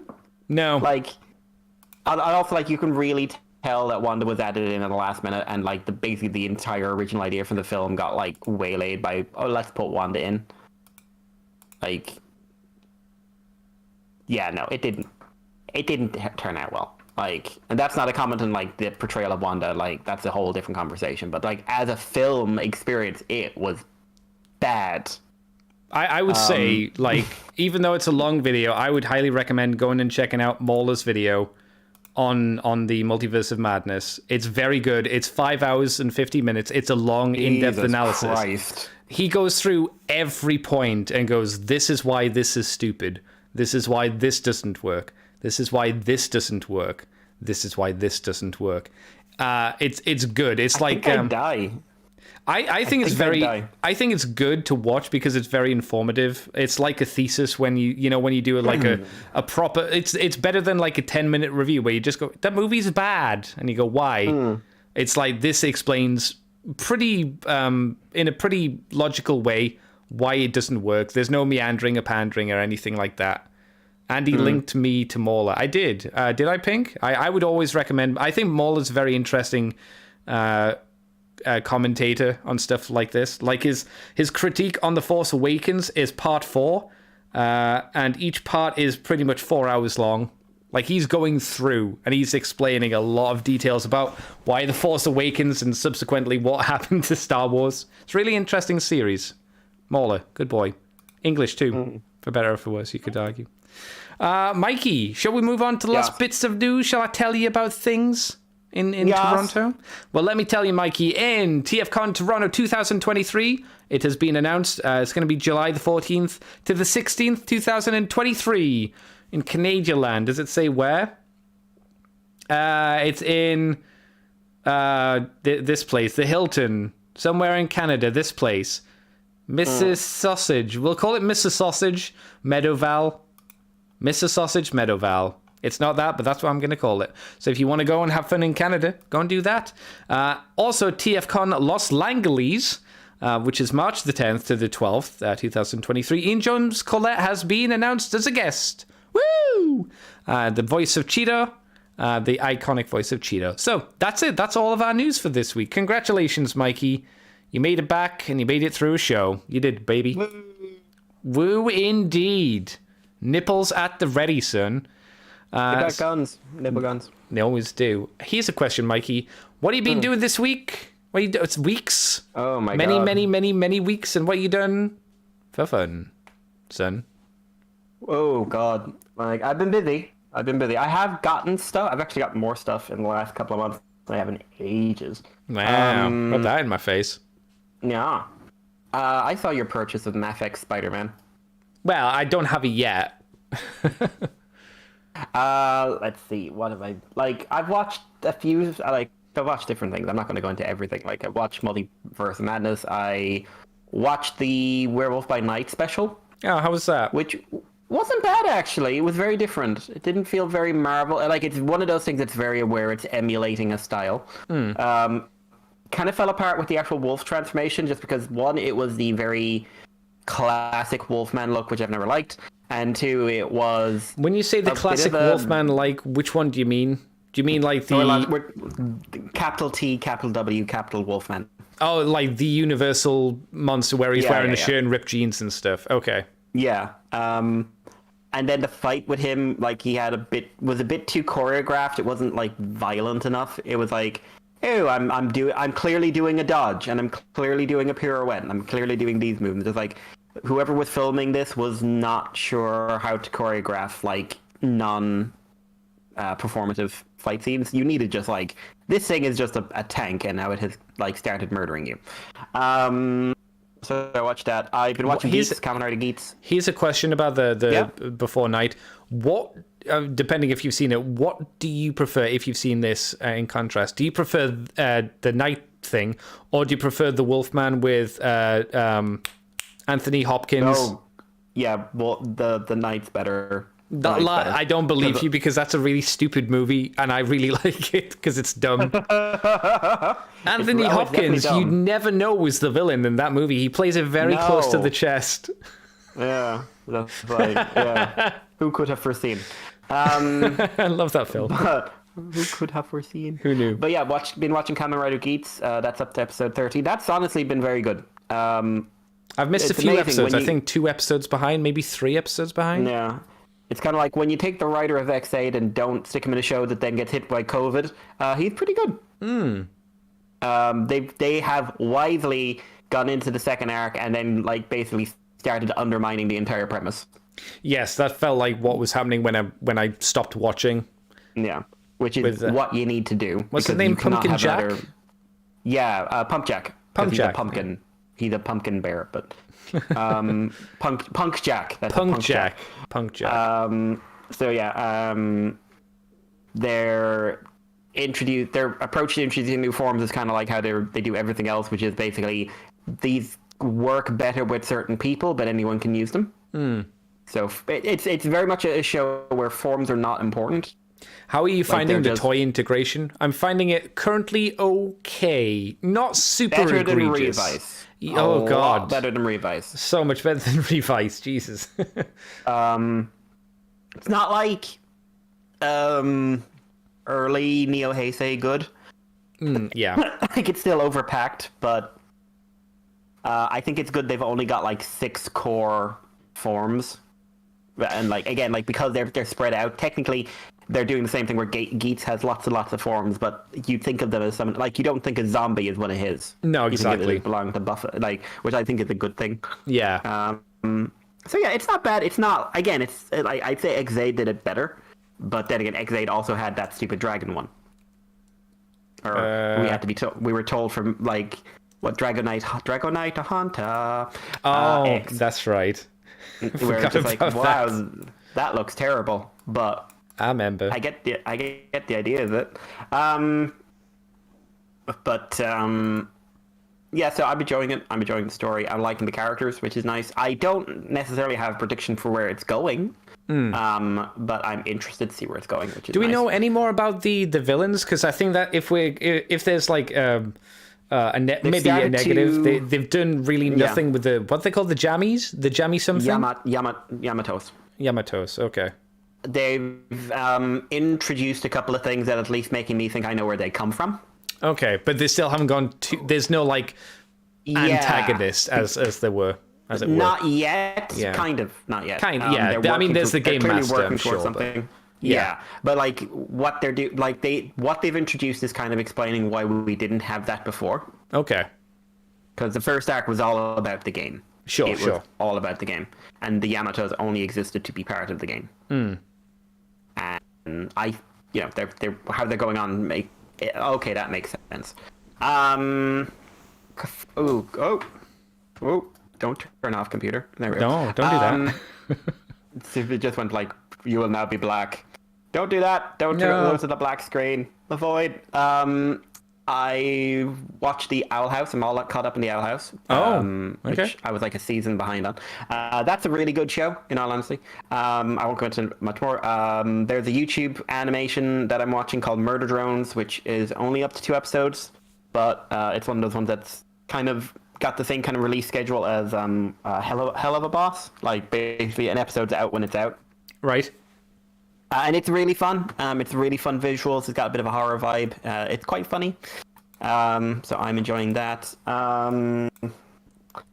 Like there's other shows and things I've watched. Nothing like not a lot of anime actually. Not a lot of like I'm way behind on Gundam, on the new Gundam show and Spy Family and stuff like that. Just because like that requires a sit down time kind of thing. Mikey has no time at the moment, I'm guessing. Not a lot. Definitely not last couple of weeks. I've been playing God of War, the original. Oh, when you say the original, do you mean like the original or the 2018? Oh no, 2018. Because for some god awful reason I can't. The original is only available as a streaming game, and no, thank you. Only really? You can't download it? Nope. You can go download God of War 3. Yeah. That makes sense because you can buy it on PlayStation 4. But you can't. That's weird. You can stream God of War. I don't know. I don't want to do that. I don't want to stream it. It's never like it's a lot of data wasted. Yeah. And like the games never run well. Not in Irish internet anyway. No. So, but yeah, 2018. Been replaying it. 2018. I've just after fighting Magni and Modi. He's just after getting the Blades of Chaos back. Literally just stopped there, but it's a very good game. I think I was playing it at like late at night one night and don't remember playing it because I turned it on today.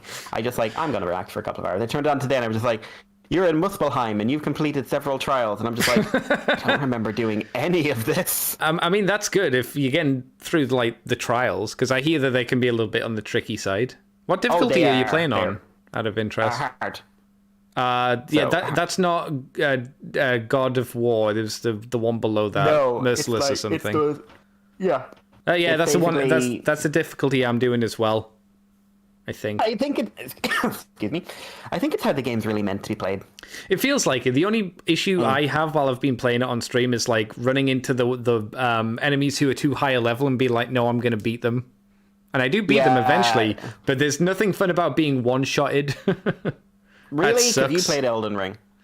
I never got one-shotted in Elden Ring unless I was under-leveled, which is what is happening exactly here with Dad of Boy. Yeah, but like people make whole gaming careers out of the idea of playing games under-leveled. Yeah, I'm not one of them. That's not me. It's not me, boy. Apart from that, yeah, TV-wise, like just stuff like, played a new Pokemon game. I have incredibly mixed feelings about it. Yes, you mentioned interesting things about the story. You said it had something, sort of. Yeah, so basically, they went for the open world thing. One, it runs like shit. Oh, I've seen loads of videos on it. I've seen some people defending it. And I'm like, but there's so many videos of it looking bad and broken. It's not just that, the net code is bad as well. Oh, really? They've really pushed the online play aspect of this. No. So if you're doing like the raids or something like that, like good luck. is all I'll say. Like, you will be very confused. You'll be sitting there for a couple of seconds as everything's trying to catch up.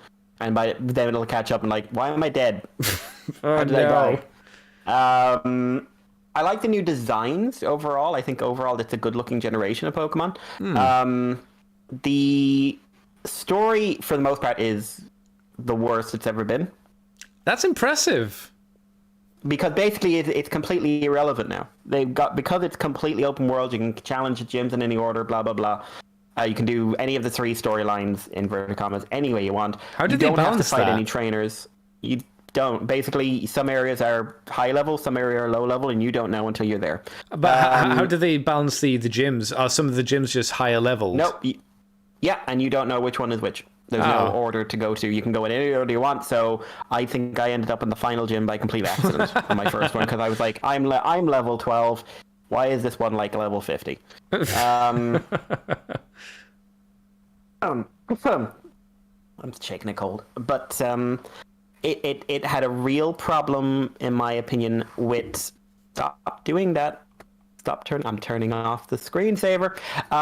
It had a real problem with basically you didn't really have a reason to do anything. Right. Which for me is like the big sin of big open world games. There's no reason to do the vast majority of what you're doing. Oh. You just move from... They're not telling you why to do it in an open world game, so why am I doing it? Apparently you weren't the only one. Why am I bothering? Hound Streaming apparently had the same issue with the gyms. Yeah. Like, it's not intuitive. There's no guide. Like, the only one that's guidey is like the bug gym is clearly the lowest gym, and that's the nearest to you. Right. That makes sense. Yeah. Sure. But then you start seeing these little hints, like the other 2 non-gym arcs have a little bit more story. One of them has a little bit more feeling, and it's only the last hour is insane. The last hour drops you in. It becomes a Digimon game.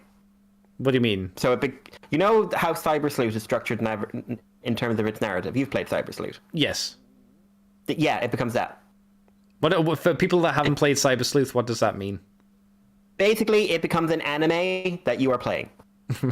All of a sudden, it has like a big epic boss fight. It has a moment where your relationship with one of your monsters actually like you have a fight where you have to use a certain monster. Your side characters suddenly matter. The villain is weirdly pathos driven. All this stuff starts happening in terms of like there's a big threat to the whole place that you need to deal with, and all this starts going on. And suddenly you're just like, what the fuck is going on? And then I was like, why was none of this set up in the rest of the game?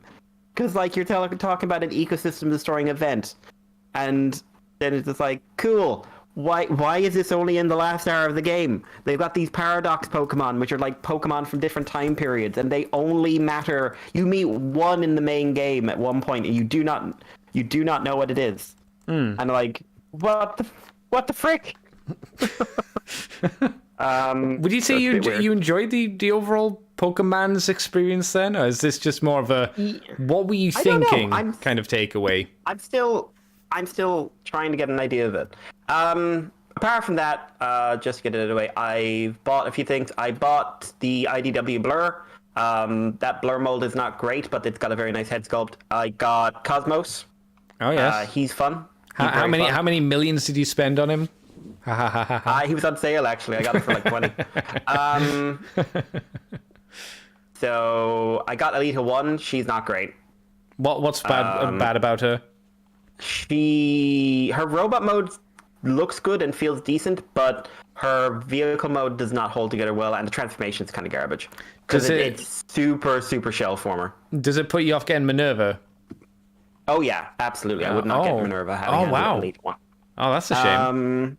I got some model kits in from, like, I ordered them ages ago, so I've got the Phantom arrived, I got the Narrative, Rodimus showed up, Tajador showed up. These are the ones I bought ages back. Bugbite arrived. I built Bugbite. I've only built Bugbite, and he's actually really fun build. Flamethrower Bugbite, really, really worth it.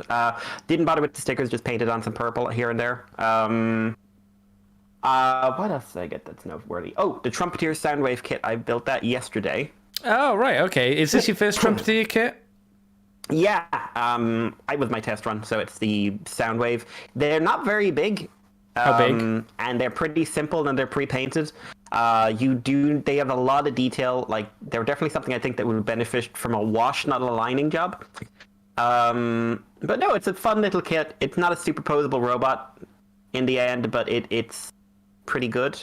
My headphone's telling me my battery's low. Oh no. But yeah, it's fun. Ravage is in there as well, so you get a Ravage as well, a little posable Ravage, so it's not too bad at all. Yeah, I got a Lego Jurassic Park thing, which is a Lego display of a T-Rex skeleton, which I got for my birthday. And that was a fun little Lego build, very quick. I don't really do Lego. I don't think I would do Lego in any sizable way, but it's a fun little display thing. Yeah. That's basically, I just rushed through a bunch of stuff. I'm sure I'm leaving out a ton of stuff, but that's vaguely where I am. How are you? I'm keeping on. I've been playing God of War as well. I've been doing that on stream. Oh, good. That's your first time through it, isn't it? It's my first time through. I remember I watched like a playthrough when it originally came out, probably in 2018, so it's been a while. I pretty much know what happens, obviously, because I've seen as well what happens in Ragnarok. You played Ragnarok as well, right, Mikey? No, I haven't played it. I have it. I'm waiting until I played. I wanted to replay God of War before I did Ragnarok. Ragnarok's really good. It's very good. No, you're not. I wanted to play a very good game before I played another very good game. Yeah. I don't know. I think Ragnarok might be better. I think from what it looked like, the combat's better in Ragnarok. Well, it's supposed to be. They said they made a big effort to try and improve it. I would also say from what I saw, I preferred the story of Ragnarok as well. But obviously, I'm not gonna spoil it for you, Mikey. But there is Ragnarok. That happens. That exists. You'd be shocked to know. But yeah, going through God of War, it's good. I'm playing on hard, like Mikey is. I've been asked by my chat to make sure that I do all of the side quests on stream, so it's going to take a while. You need to play the Valkyries at least. You need to fight the Valkyries. Oh, yeah. I mean, I would have done that anyway, but I've got to do that on stream apparently, so I've got to wait. I can't just get through it. I hear the Valkyries can be a little bit on the rough side. I do find some of the. I find the what they call the Wolfen, the werewolf people. How do you avoid their charge attacks? Do you dodge into them to dodge away from them? Because whenever I dodge, they seem to still hit me. It's very timing. It's all about timing on that one. Okay. My basic approach is dodge at the very last second, but basically don't give them a chance to start doing it. Just what I usually do is, honestly, I just Wolven. Okay, rune attacks, runic. As much runic as I can throw at them. Yeah, I'm at that early. I'm too early in the game where I can really do that a lot. I don't have a lot of cooldown. I don't have a lot of runic. I'm level 3, level 4. Equipment level wise. So it's I'm still a while from being able to pump out high damage. I fought 2, and that was hard. I didn't pull. There was another rift that I found where. Put my hand inside the black poo hole, and 2 wolves came out, and they were both level 7. I was like, nope, I'm okay, I'm all right. And there was another rift poo hole where I put my hand in, and 2 one-shot witches came out, and I was like, the most annoying enemy in the game. Yeah, no, I'm not wasting time here either. I don't like the witches; they're really irritating. Yeah, you have to have the shock arrows for the witches because you shock them, and then you come in and just cream them, but you have to hit them with at least 3 shock arrows or else it ain't going to do shit. Yeah, it felt like that. The fact that they always run as well, you can't get a full combo. You get 3 hits and then they just dodge backwards. It's oh, fuck's sake. Then you have to run forward, then you have to shoot them with the arrow, and then you have to start 1, 2, 3, then they run away. You have to shoot them with 1 more arrow, run forward, and if there's 2 of them, they're all throwing heat-seeking poop at you. It's ugh. But it's a fun game. I found out that I fucked up on the graphics settings, so hopefully when I do a stream on Tuesday, the graphics for God of War should look a little bit nicer. I can't pump up the graphics higher than for the textures higher than original But I can pump up everything else. It's just apparently the textures are way too much for my little baby graphics card to handle, unfortunately. I started playing Spider-Man as well yesterday. Marvel Spider-Man. That's very good as well, Mikey. Who knew? Yes, it's a very good game. Yeah, I'm playing on Spectacular, which I don't think is the hardest difficulty, but it's the hardest I could do straight away. And yeah, that's fun. I spent most of my time swinging around the city, unlocking towers and picking up backpacks for the most part yesterday, because I was like, I like swinging through New York. The last Spider-Man game I played before this was Amazing Spider-Man, with not Dr. Octopus, with Lizard, with Weird Lizard Andrew Garfield. Yeah. That was the last one I played, and that was okay. I remember enjoying it, but this one's much better. Way better. Oddly enough, they seem to have added a load of costumes like within the last few days to the game. So they've got Raimi Spider-Man, which has been updated. They've got Future Foundation's Fantastic Four Baghead, which I didn't know was a thing. Mr. White told me it was a thing. Yeah, those are all in the PS4 version. The Sam Raimi one? I think I saw a thing on. I wish I could find it now, but you don't want finding anything on Twitter. It's like the bag one is definitely in. I'm pretty sure, I saw a Twitter post talking about new costumes that were added recently. I can't. Could be just added to the PC version, but I'm assuming the PC version has the wrong face. Mine doesn't. I modded it. It does start with the wrong face, but I modded it so I've got the right face on him. Because I don't want... No offense, Tom Holland. You're not the real Spider-Man in this game, my dude. It ain't about you, Tom Holland. It ain't about you. Did you call him Tom Holland? Holland. Tom Hollywood Holland. Hound Streaming says Spider-Man is very nice. Matt says the Spider-Man game is at its best when you dick around. I really like the action sequences as well, to be fair. I love the story for that game. I love the story for it. I love how much of a dad Otto is. He's so much of a dad. I haven't got too far story-wise, and like I say, it's been a while since I've seen it. But I got up to the point where he comes in and he sees a spider suit and he's like, oh, you make Spider-Man's gear. And he looks so proud of Peter. I'm like, oh, this is nice. And there's photos around the lab of him being with Peter when Peter graduated. And it's so 100% Otto is his dad. And that makes the story sad as it goes on. Yeah, it's really good. Did you play the Miles Morales one? Was that as good? Because it looked okay. But I haven't played it. I got it for free, basically. So I have it, but I haven't played it yet. Well, free is good price. Hell yeah. Apart from that, in the post today, I actually got two things that I ordered. One was a birthday thing that I wanted, which was the Elgato Stream Deck, which I'm not using right now because I didn't have time to set it up because my buddy Matt came around to put the Christmas tree with me. But that should make... I can program it's like a macro key button pad, so I can program things, so I'm gonna have a keck sound effect, so when I make a mistake I can press a button and I can do the keck laugh. I might put in a scream as well, because I know Pink misses the screams, so I might have a scream button, so I can just press the button so she can say scream and I can just push a little button, and then theoretically, Mikey, I'll be able to afford extra emotions for my PNG, so I could be I can press a button and turn myself to sad zombie, angry zombie.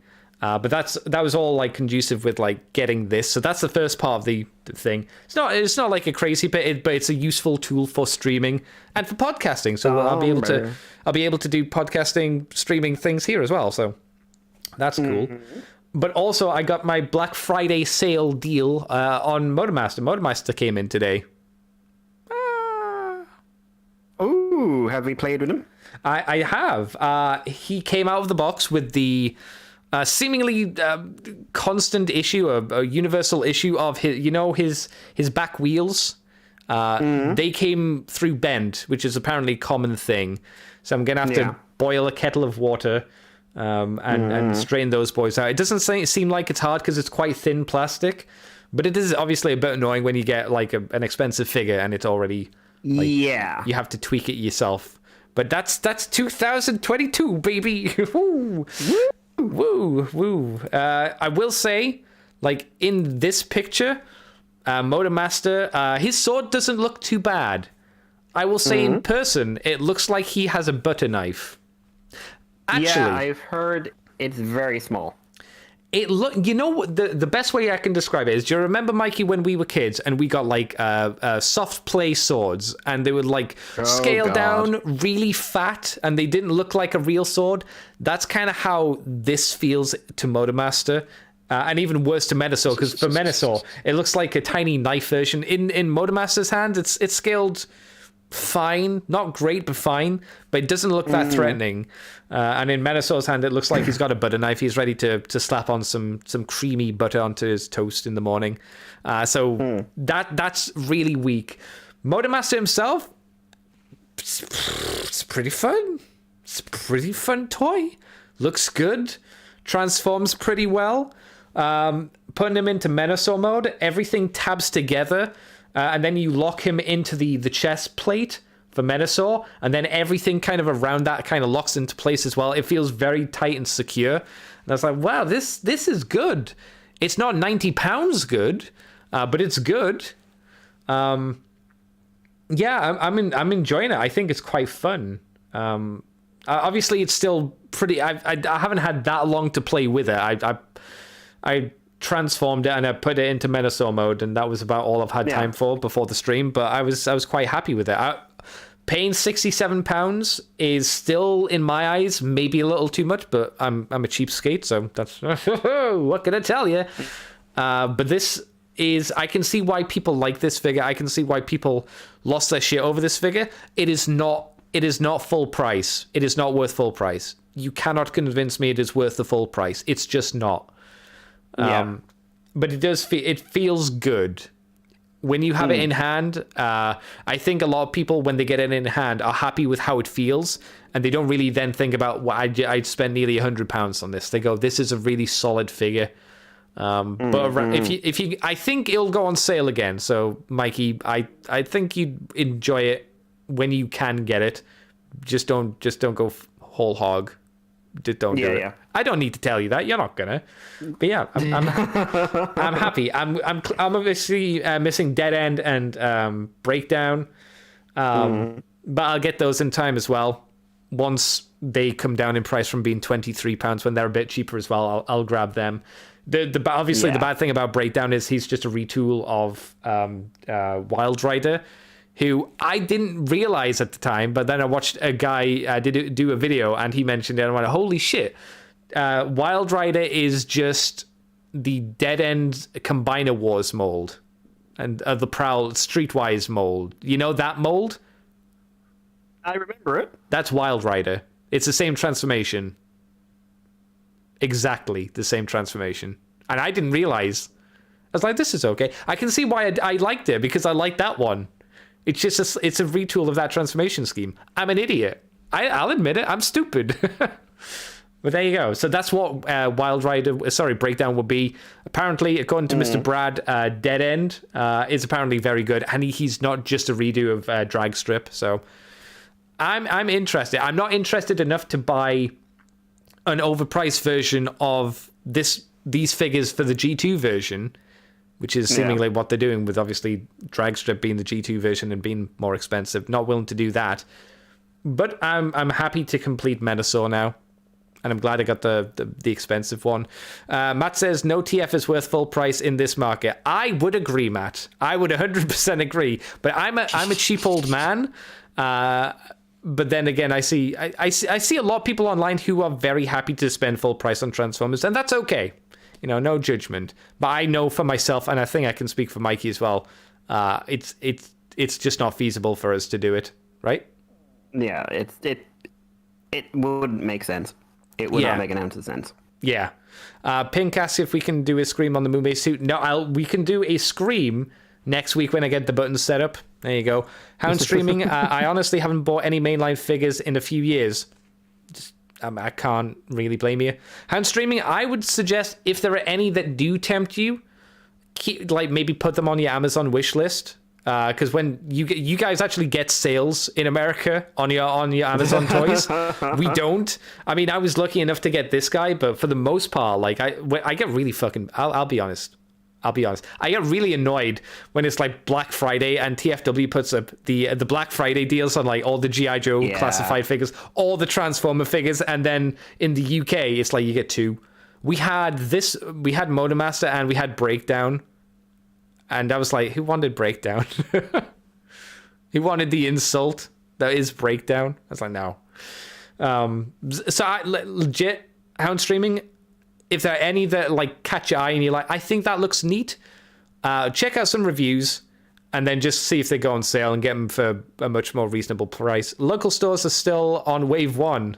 Ooh, even we're farther ahead than that. Jesus, where do you live? Australia? That's not an insult. Well, it's a minor insult towards Australia because they get fucked over a lot. I don't think Australia is real. Well, Hasbro fucking doesn't think they're real. That's why they charge extra to poor Australia. I live vicariously through people online. I can't do that because I'm petty and I want to have the thing in my hand and fondle it. Like Mikey when he has a model kit. Like Moon Gundam, which you will have soon. Right, Mikey? Yes, it's at home, actually. The hunt is finally over. You finally... Well, it exists in a place where you can get it now. Yes, I have wanted that for a long, long time. That's my Christmas build. Yeah. You should enjoy it. I remember having a fun time with it. Every time it showed up, it was like, oh, cool, it's at 60. Oh, no, never for that kind of money. Oh, and then it's gone. Someone's got it. It's a player version. Oh, they've got it, and it's gone 4 seconds later. I'm amazed I found it. It's definitely not worth 60. It's good. Oh God, it's just not worth 60. I'm glad you got it, and I think I think you'll enjoy it. The thing I didn't like too much about it, I'm not a big fan of its muted color scheme, but you know that's just how it is. I don't mind the colors. Yes. Yeah, that's fine. Yeah, no worries. Right, chat. If you have any questions for me and or the Mikey, you can ask them right now while me and Mikey go through. Mikey, where can people find you on the internet if you want them to? There's Twitter and Irish Paleo, and you can contact the Moonbase 2 on Twitter, and the email's back up and going again. I've got to check it, but I've got it up and going on this computer, so moonbase2@gmail.com, and Facebook and Libsyn and everywhere else. You can talk to us. Yay. Anywhere else? Oh, that's it? Okay. You can find me on Twitter, Twitch, and YouTube as Decayed Andy, as in decaying flesh, not like in a 10-year period. You can find us on Moonbase 2 forums. We're on Twitter, iTunes, Facebook, and Libsyn. We're on YouTube as Moonbase 2 Transformers Podcast. If you go onto patreon.com/Moonbase2, we do the From the Files of Teletron 2, which I'm sure Mikey will get back onto when he has the time and the inclination to talk about comics again. Because, there aren't any Transformer ones at the moment. So there's that. And we also got the Moonbase Woo Woo, which I promise I will get around to. I have also been busy and or lazy. So I need to get back to doing some Moonbase Woo Woo. But if you sign up to Patreon, it's just $2 each month. And you get all that stuff. And it's early. It's all good. We're on the ccbunker.weebly.com as well. Let me check the questions. Why don't you love me, Mikey? Asks Matt. I thought that was obvious, but I Mikey... have a very long list. Okay, that's name one thing on the list. Face. All right, there we go. He doesn't love you. He doesn't love you, Matt, because you have your face. It's Curry-chan. Jason asks, "Where's the other sexy guy who used to be on a lot? You mean Brad? Brad's around. Yeah, Brad was here. Hi, Brad. I think he's gone. Yeah. Why won't anyone scream? Asks Pink. I want Mikey to scream. Mikey, do you want to scream? I can't at the moment because my throat's coughing. So that would be just an unhealthy use of my gob. That's fair. Please think of Mikey's health, Pink, rather than your deviancies. Is there any other things? TT, I managed to get Encore Big Convoy for £50. $50 in box on eBay for it to be lost in the mail. Oh my god. Dude, that fucking sucks. That's not a question, but that fucking sucks. That's like you won the lottery and then you drop the ticket down the drain. Oh my god. That fucking blows, man. That was a good price as well. I mean, I don't need to tell you that. Great price. But holy. Foof.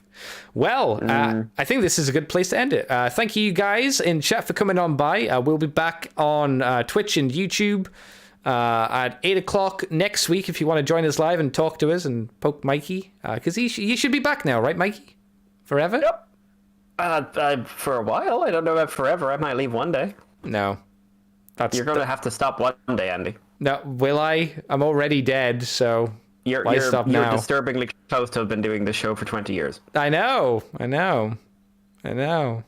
look at me now. Oh, God. Look at me now. Until next week, everybody. Me and Mikey will catch you next time. Bye-bye, everybody. Bye.